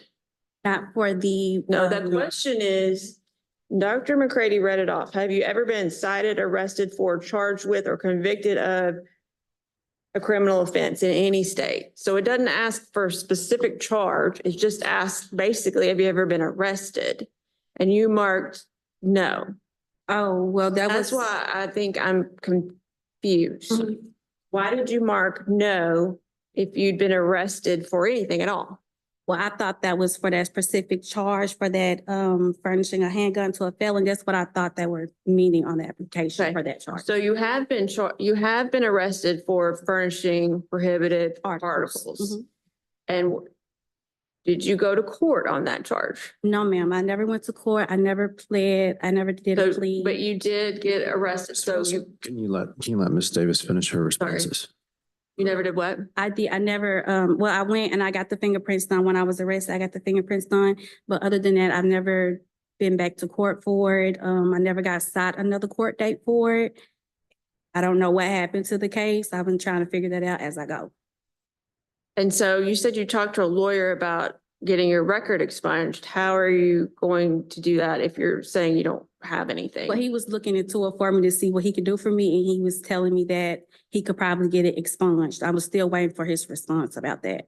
Do you remember the circumstances around your arrest? Was there a gun involved? No, ma'am. Actually, I was pregnant at the time. I was like maybe 8 months pregnant at the time. And my brother was incarcerated, and he called saying that the jailer was letting us bring like snacks and T-shirts and underwear up there for them. And his girlfriend at the time was initially supposed to take everything up there, but she called and asked me, could I bring it, because she was banned from the jail. So I told her, yeah, no problem. She brought everything over there. I looked at everything before I even took it up there, took it to the jail. I asked the jailer, would he like to look at it before I left? He told me, no, it's okay, just leave it. I'll get it back there to your brother.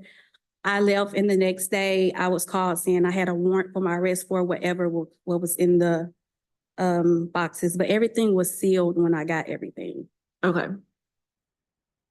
So you don't really know exactly what No, I was in the box? No, ma'am, I was never told what was inside of the boxes. Okay. But obviously something prohibitive for him to have. Yes. All right, I guess that's all the questions I have. Thank you. Thank you, Ms. Phillips. Board. So you were arrested, Yes, I was. and that happened back in 2000. Yes, sir. Then you filled out the application for the Board of Pharmacy to be a technician. Yes, sir. This year. Marked on there that you had not been arrested. Yes, sir. So that would not be a true statement then. Yes, but I thought that it was for that specific charge that when I called to talk to the Board of Pharmacy, and they told me the charge was furnishing a handgun to a felon. I thought that application meant was I arrested for that charge, because that's the charge that was on the back. Things would have been that whatever happened in 2017, whether it was a prohibited article or a handgun or a weapon, whatever it was, those things happened, and then you got arrested.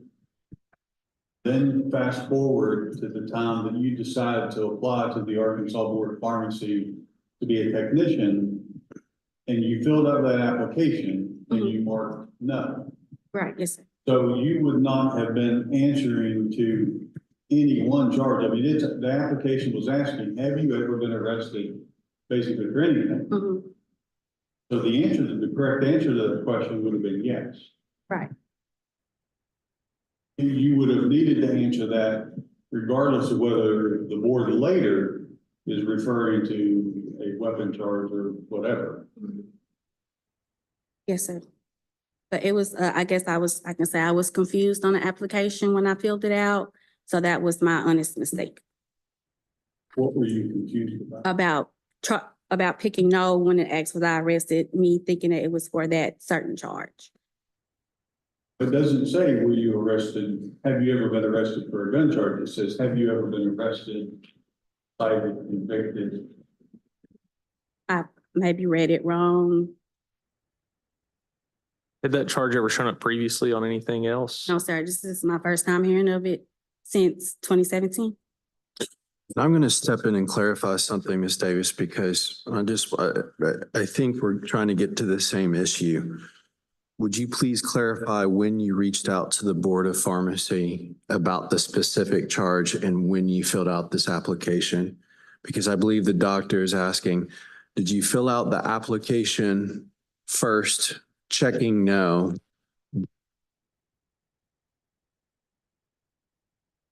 Or did you speak with the person at the Board of Pharmacy, then fill out your application under the impression that it was no to the specific gun charge? When I got the application, that I received that I needed to give more information about the charge, I called the Board of Pharmacy to see exactly what was on my background.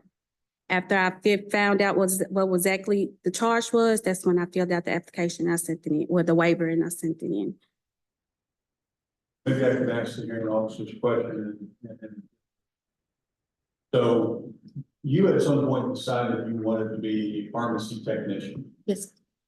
So did you call the Board of Pharmacy before you ever completed any paperwork, before you checked yes or no to any box? Call the Board of Pharmacy and have a conversation with them about an arrest history, or did you fill out the paperwork, send it into the board, and then all this came about? I called the Board of Pharmacy to see exactly what was on my background first. And then I filled the application out. Well, the Board of Pharmacy doesn't generally do a background check on someone who does not have a pending application. Well, it was a waiver form that I received. The application was already submitted, but I received the waiver after that. Okay, so I think we're getting at the order of things. Mhm. So you decided I want to be a pharmacy technician, so I'm going to fill out an application. Yes. So you downloaded the application from the Board of Pharmacy website and filled it out, sent it in, then the board did their background check, letting you know that there was a problem, then you had a conversation with them about. Yes, sir. That sounds about right. Yes, sir. So the question goes back to, so since the application was filled out first, why did you not mark that you were arrested when you originally filled out the form? Okay, now I get where you're coming from. It was an honest mistake. That's all I can give to you at the moment.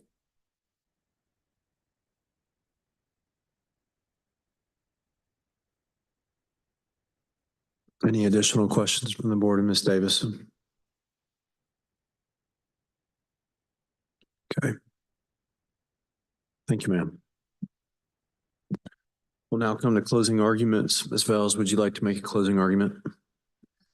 Not really a closing. I would just like to reiterate Dr. McCrady and board staff's recommendation that based on the information that was incorrect on her application, the fact that we have sort of an incomplete application with regard to her criminal charge and whatever disposition there was or wasn't on that, that we would recommend denying the application. Thank you, Ms. Vels. Ms. Davis, would you like to make a closing argument? Yes. At this time, we'll go off the record for the board's recess for deliberations and decisions regarding the findings of fact and conclusions of law. Once the board has reached its decision, we'll go back on the record. We are off the record.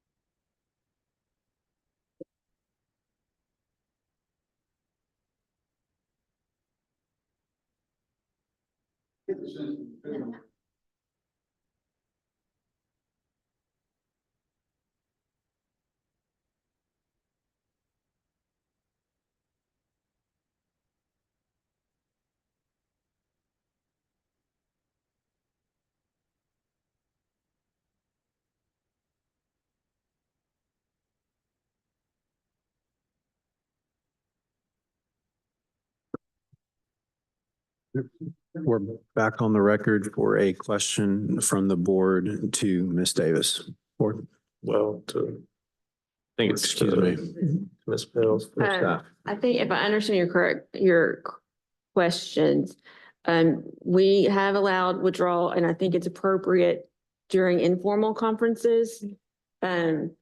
Those are different process. We are now at a denial by the board staff, and she's appealed that. So we're beyond that being an option. Obviously, if you deny her application today, there's nothing to say she can't turn around and reapply for the pharmacy technician registration again, and with the supporting documents, or a statement that says the supporting documents don't exist, either one, the board can consider that on a new application. But at this time, I'm not sure it's appropriate under these proceedings to allow a withdrawal.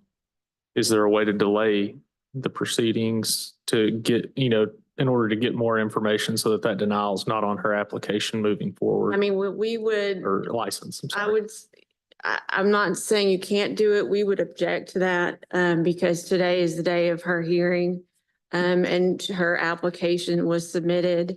And she was aware that through all of our documents, gives notice of what's required, and she's not done it. So I'm not sure giving her a second opportunity to present evidence after today's the day for her due process hearing, we would object to that.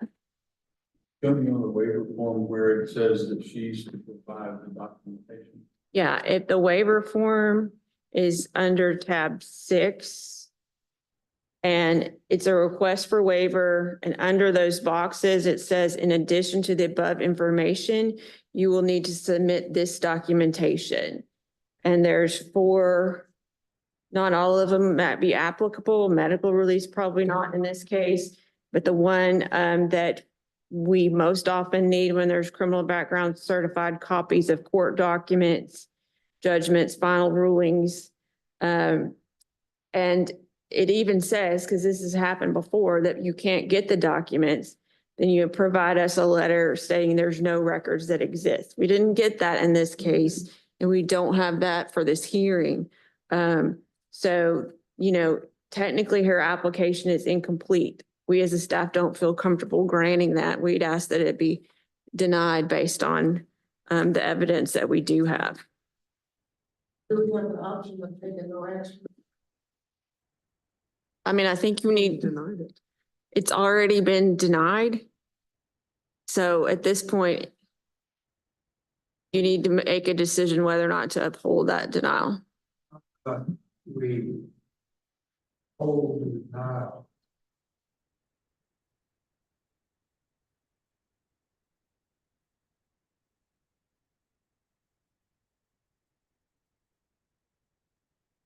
Well, yes, that is an option with anybody that the board or denies. They have the she could turn around tomorrow and fill out another application. And we would get more information, and maybe as a staff would come up with different outcome if we had more information. If not, we would bring it back in front of the board. The denial is there, even if she were to get another professional license, that denial would be out there. Right. I mean, we've already denied it. So I'm not sure the way that question would be phrased on another application, whether or not you would need to answer that yes or no. We, as a board staff, she got a denial letter from us, and she's appealing that. This is in fact an appeal of that denial. Yes, sir. So if we reverse decision, then that denial doesn't exist. Well, you would reverse it if you didn't find enough evidence to support the denial. Yes. So let me ask you again, is it a valid action that we could table this until we have a full deck of cards? I mean, you could, but you're giving someone a second opportunity for a hearing. So we would object. Because today's the hearing day, we have all of our evidence. She needs all of our evidence. That's how due process works. But I'm not sure there's anything that says you couldn't do that. That I don't know. Am I understanding correctly that if we were to table it because she's already been denied, tabling it would leave the denial in place until further action was taken? Am I understanding that correctly? That's correct. I don't want to drag us into the weeds here, but I'm confused as to something. Sure. We see a lot of these things in an informal conference. When someone files an application that either discloses or doesn't disclose a criminal thing, how does it get, what's the difference between how it gets to that informal conference as opposed to what happened here? Is that the request for waiver form? Yeah, so we review all of the applications that have something on their criminal background.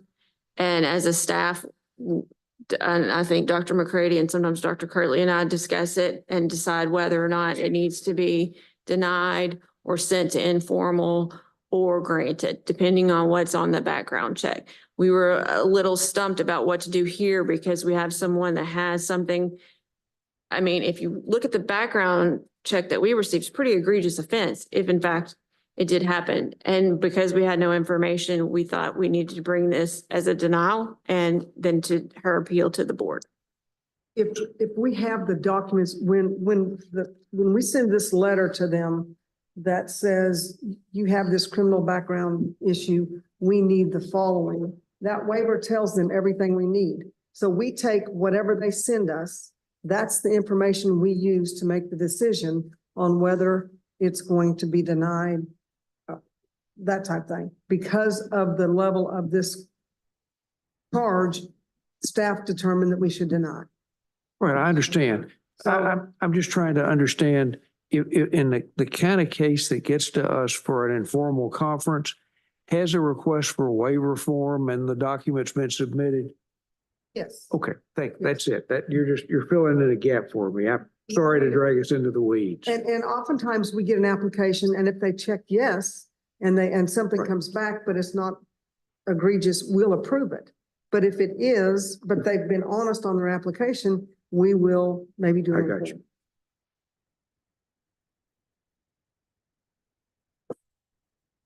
How do we know this is egregious?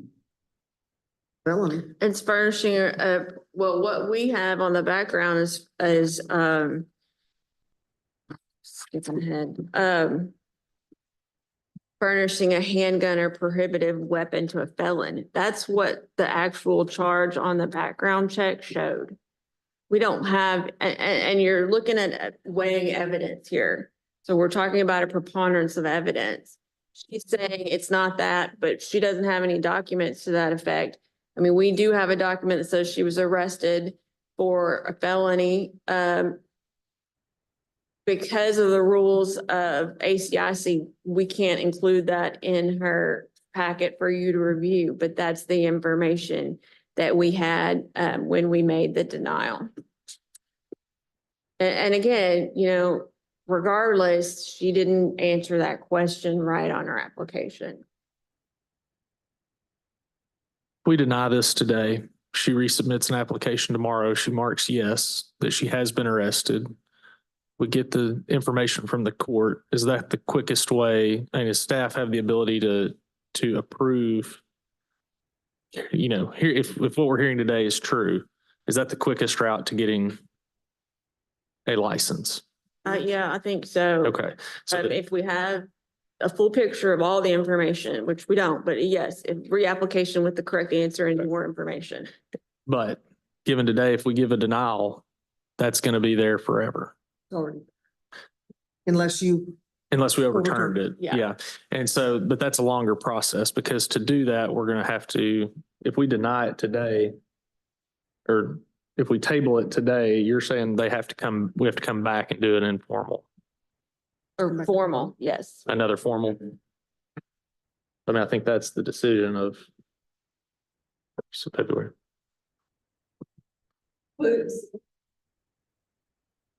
It seems like across the board in all cases, we give them the opportunity to bring it, they bring it, and then we deliberate and decide.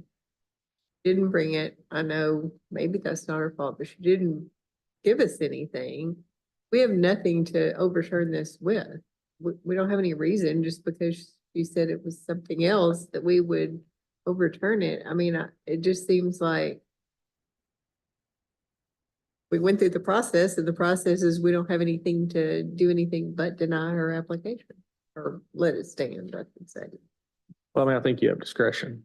For the purposes of clarity of the record, would we like to go back off the record to continue deliberations? Yes. Okay, we are back off the record for continued deliberations. I'm gonna say. I understand. I think you have discretion to do that. If you don't feel like this would be a denial, given the information, I think you have the discretion to say, Turned out she took a gun to somebody in jail, we probably might deny it anyway. yeah, you might deny it. It stretches out the, I don't see Timeline. I don't see anything that makes me think we wouldn't have been denied. That's because we don't have. Yeah. We don't have the plan. Maybe it's totally not something else. yeah, Well, she provided a sworn statement that said you went that, to the court. yeah, that she contacted them, that they didn't have any information, that she has no knowledge of it.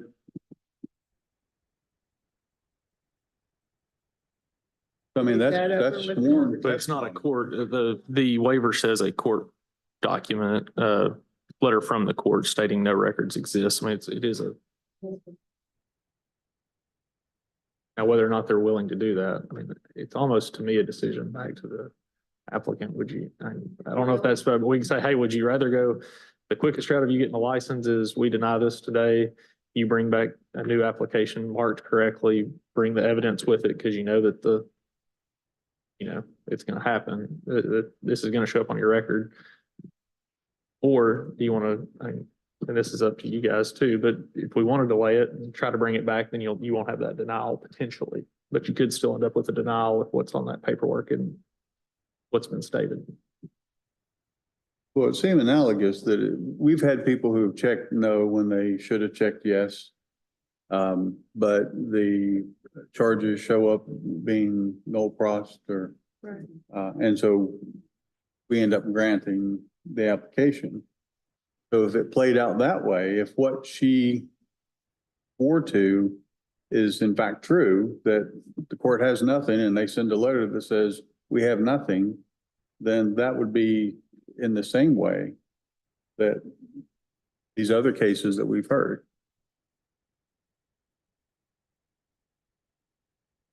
Well, it kind of boils down to, so we need one piece of paper. Either the court can provide the paperwork that says we have no charges on file. I mean, that had to show up from the background check somehow, but if the court says we don't have anything. But who's to say that that court is right about not having anything? It's on the record that she has a. Arrest. Yeah.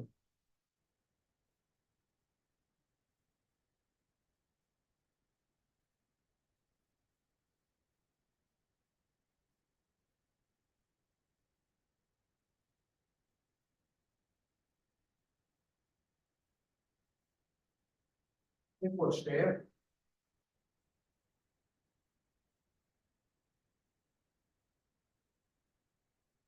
It's kind of crazy.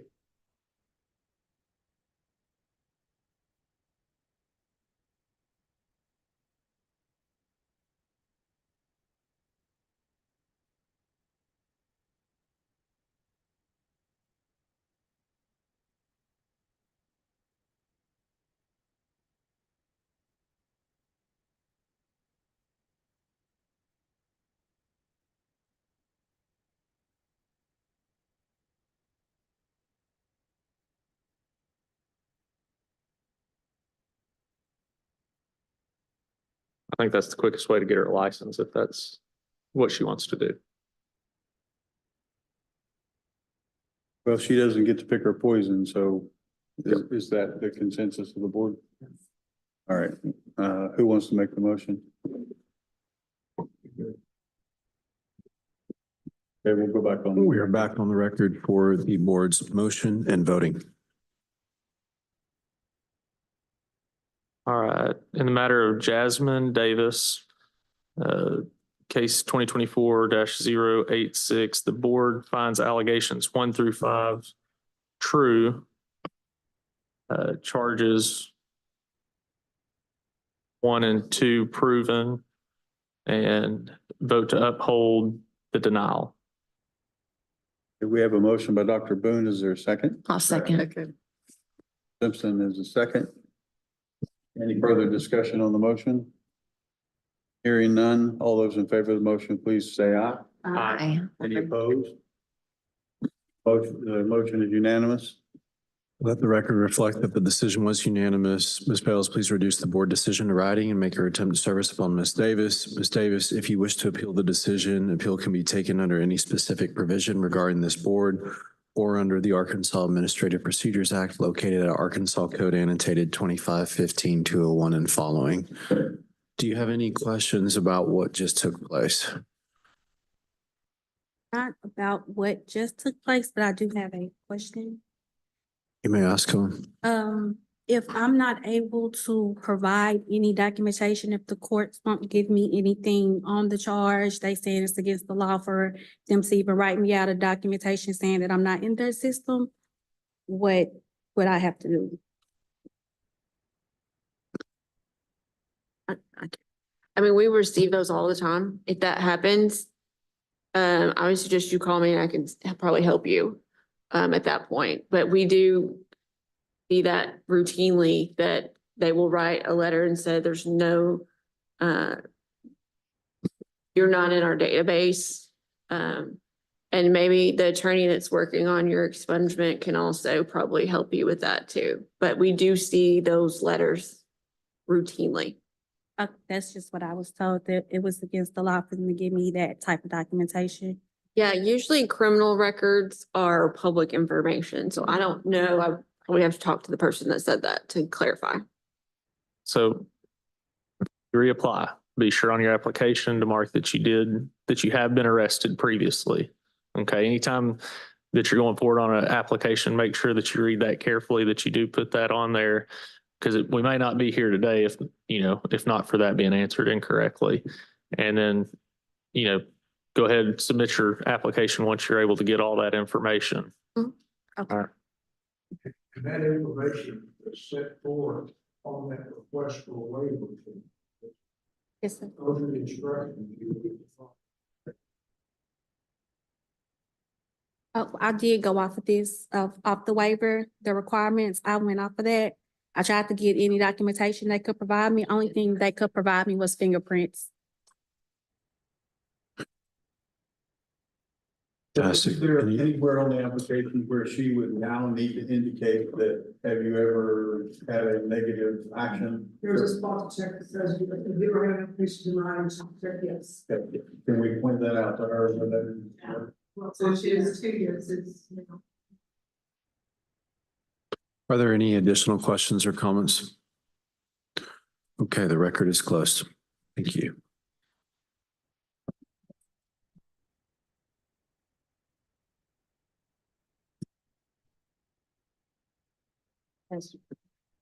Don't look this way.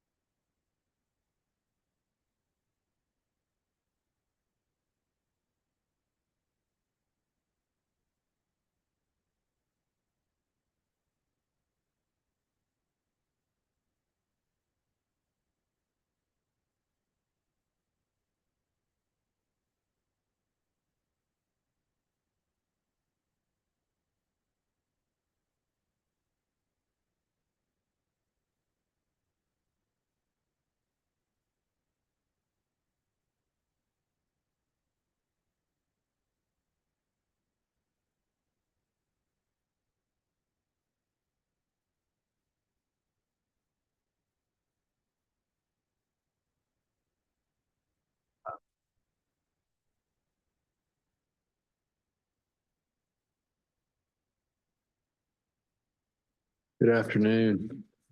Thanks for your patience. We'll get started here in a second.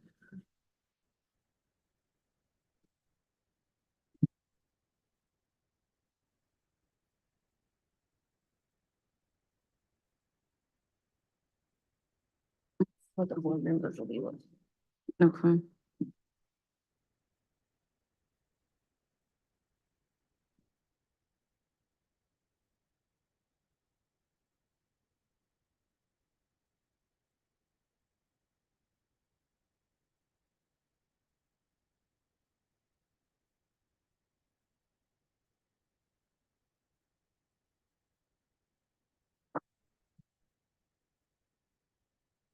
Okay, we are on the record in the matter of Ms. Siobhan Beasley.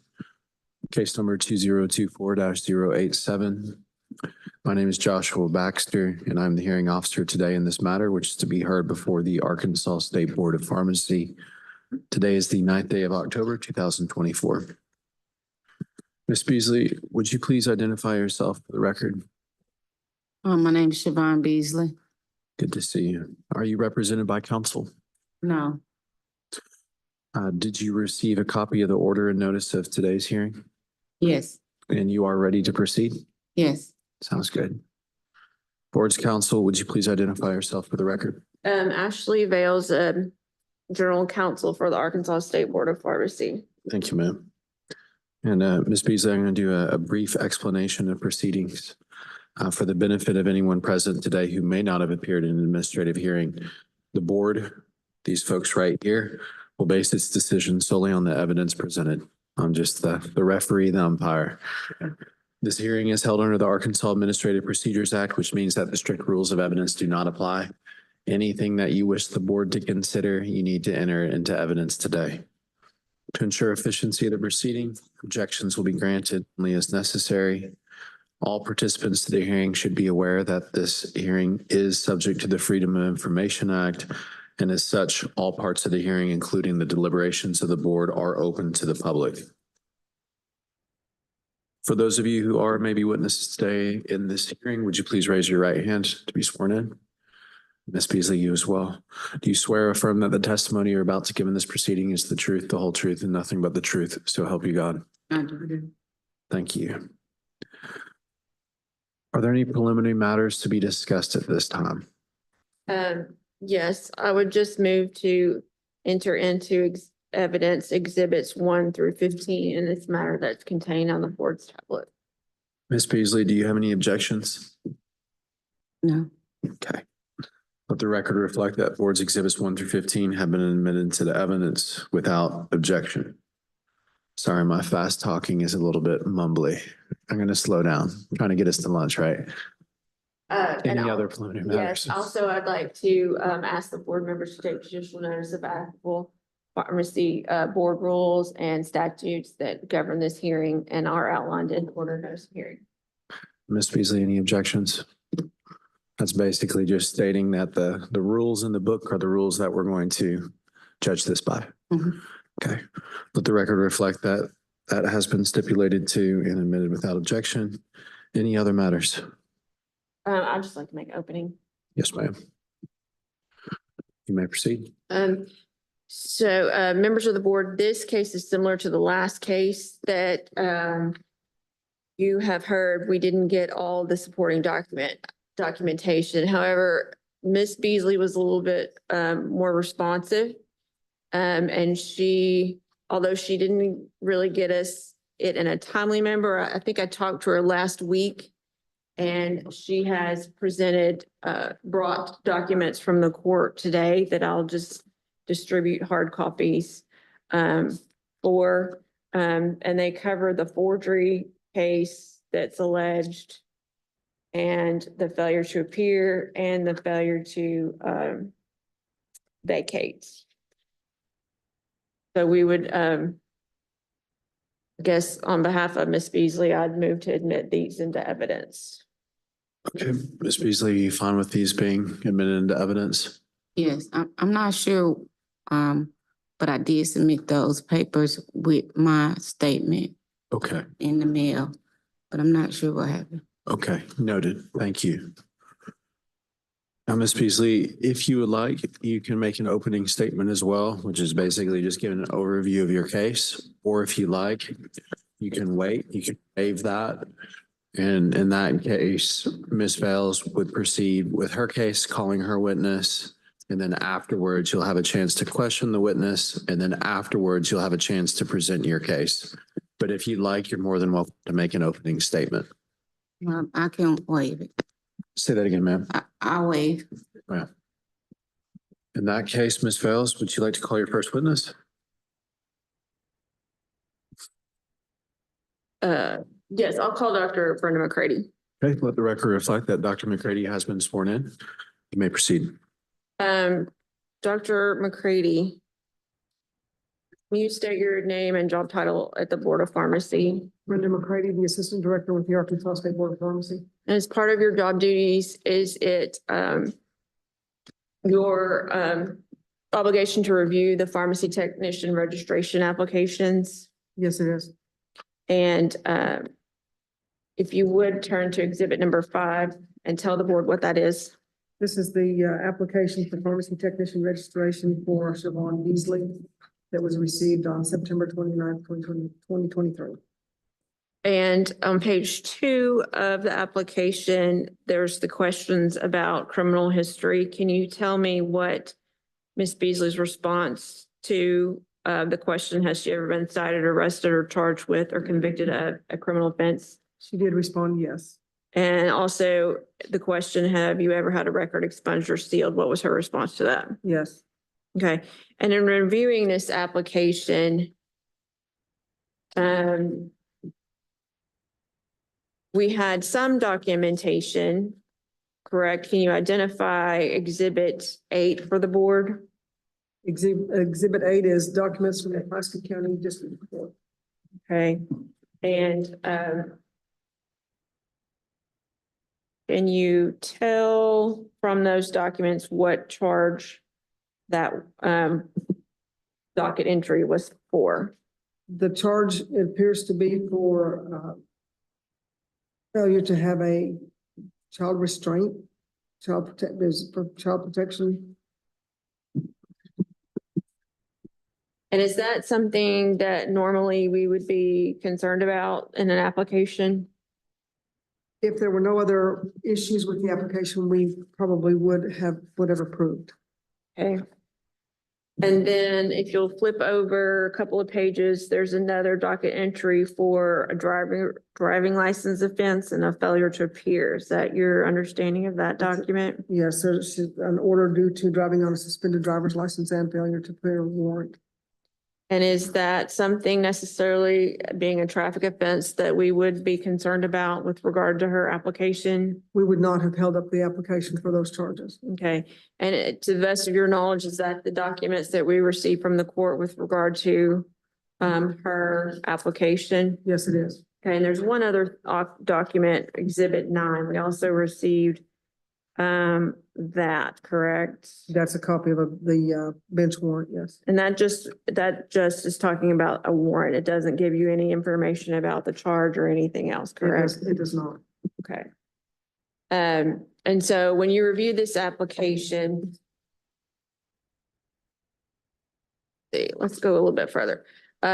Document exhibit 10, you also had the failure to vacate information. That's correct. And that's failure to pay rent. Is that something necessarily that the board would be concerned about and hold up an application for? No, it is not. Okay. All right, and that's all the documents I see submitted prior to the hearing today. That's correct. Okay, and so some of the charges that appeared on her background check are listed in the allegations. Ones that we would be concerned with would be a forgery in the 2nd degree. Is that a fair statement? That is correct. And why would we be concerned as a staff about granting an application to someone with that kind of charge? Well, with a forgery charge, we're putting people in pharmacies. We have people that have access to controlled substances. They have access to other people's information. We don't have any information on what the forgery charge was. So It's not, it would be difficult for us to approve someone to go into a pharmacy where they had access to that information, not having enough information on the charge to determine what the charge actually was. So based on that, is that the reason for the denial of Ms. Beasley's application? Yes, because it was a forgery in the second degree of felony and then a failure to appear, which was also a felony. All right, and the date on that offense was January 1st of 2020, correct? That's correct. Okay. All right, that's all I have for Dr. McCrady. Thank you. Ms. Beasley, do you have any questions of Dr. McCrady? No. Okay, board. And on looking at the documents that you handed out on the Sherwood District Court docket sheet, the second page, doesn't that show that the charge for felony forgery was amended to a valid license plate misdemeanor? It does, and I'll have to talk to Ms. Beasley about that. Dr. McCrady's never seen this document before today. Okay, that's fine.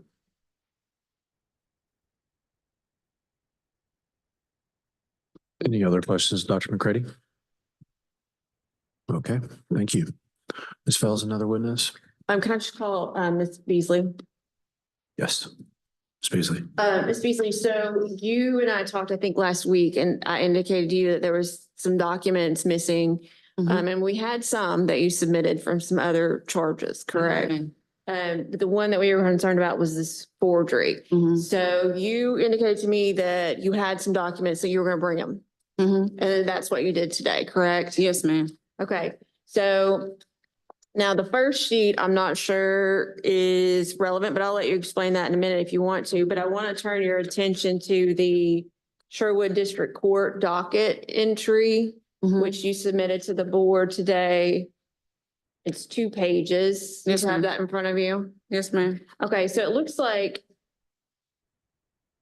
from what I'm reading, you were originally charged with forgery, Class B, and you pled not guilty to that on January 28, 2020. Is that your recollection? Yes, ma'am.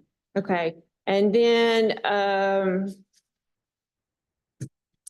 on March of 2020, on the next page, it reads the motion of the state was amended from a felony forgery to no valid license plate, a misdemeanor. Is that your recollection of what happened?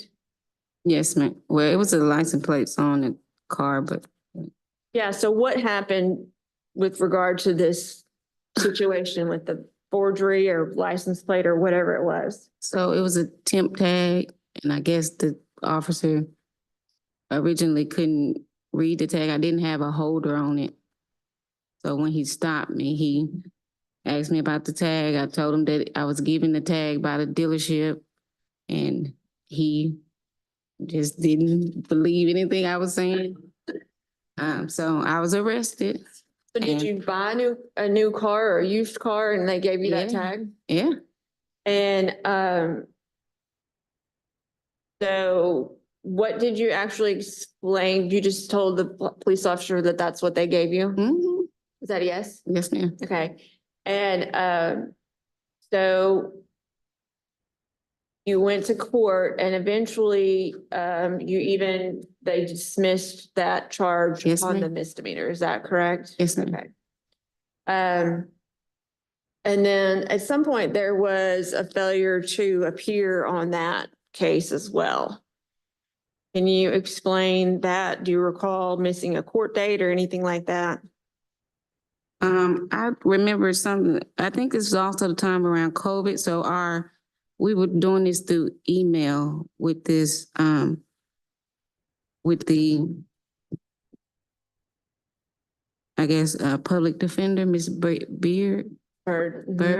So my understanding was I was supposed to send her my tags and everything through email, and that I wasn't supposed to go to court. That you weren't supposed to go? Yes, ma'am. If you showed her, I emailed her everything. well, what did you actually email her? Like you got tags on the vehicle? I had my tags, insurance, everything. And she asked for all the proof and I sent it through email. Okay. Is there anything else you want to add with regard to the situation that, the forgery that ended up being the misdemeanor? No. Oh, okay.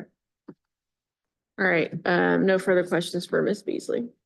Thank you, Ms. Fells. Board, any questions of Ms. Beasley?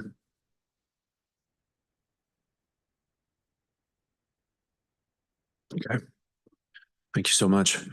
Ms. Beasley, I know you were just called as a witness, but you also have the ability and opportunity to make your statement right now. Is there anything additional that you would like the board to consider?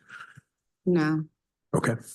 Thank you so much. Closing argument? Yeah, I have a closing. So in light of the information that Ms. Beasley presented today, the board would have no, board staff would have no objection to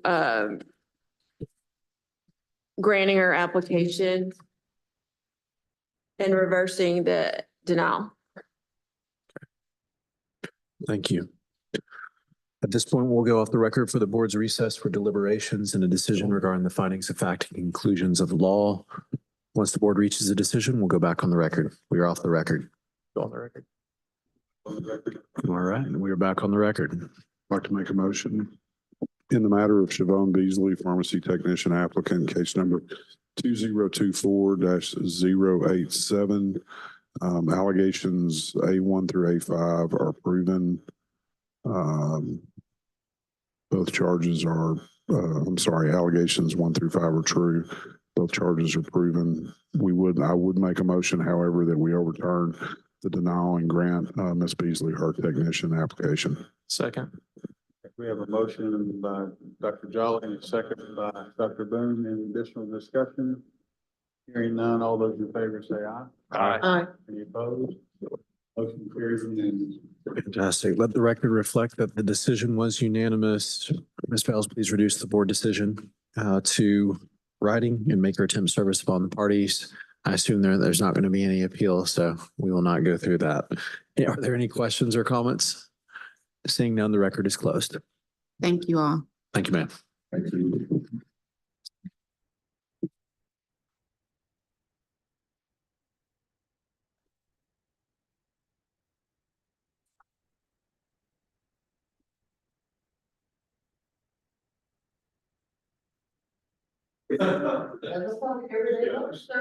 Yeah.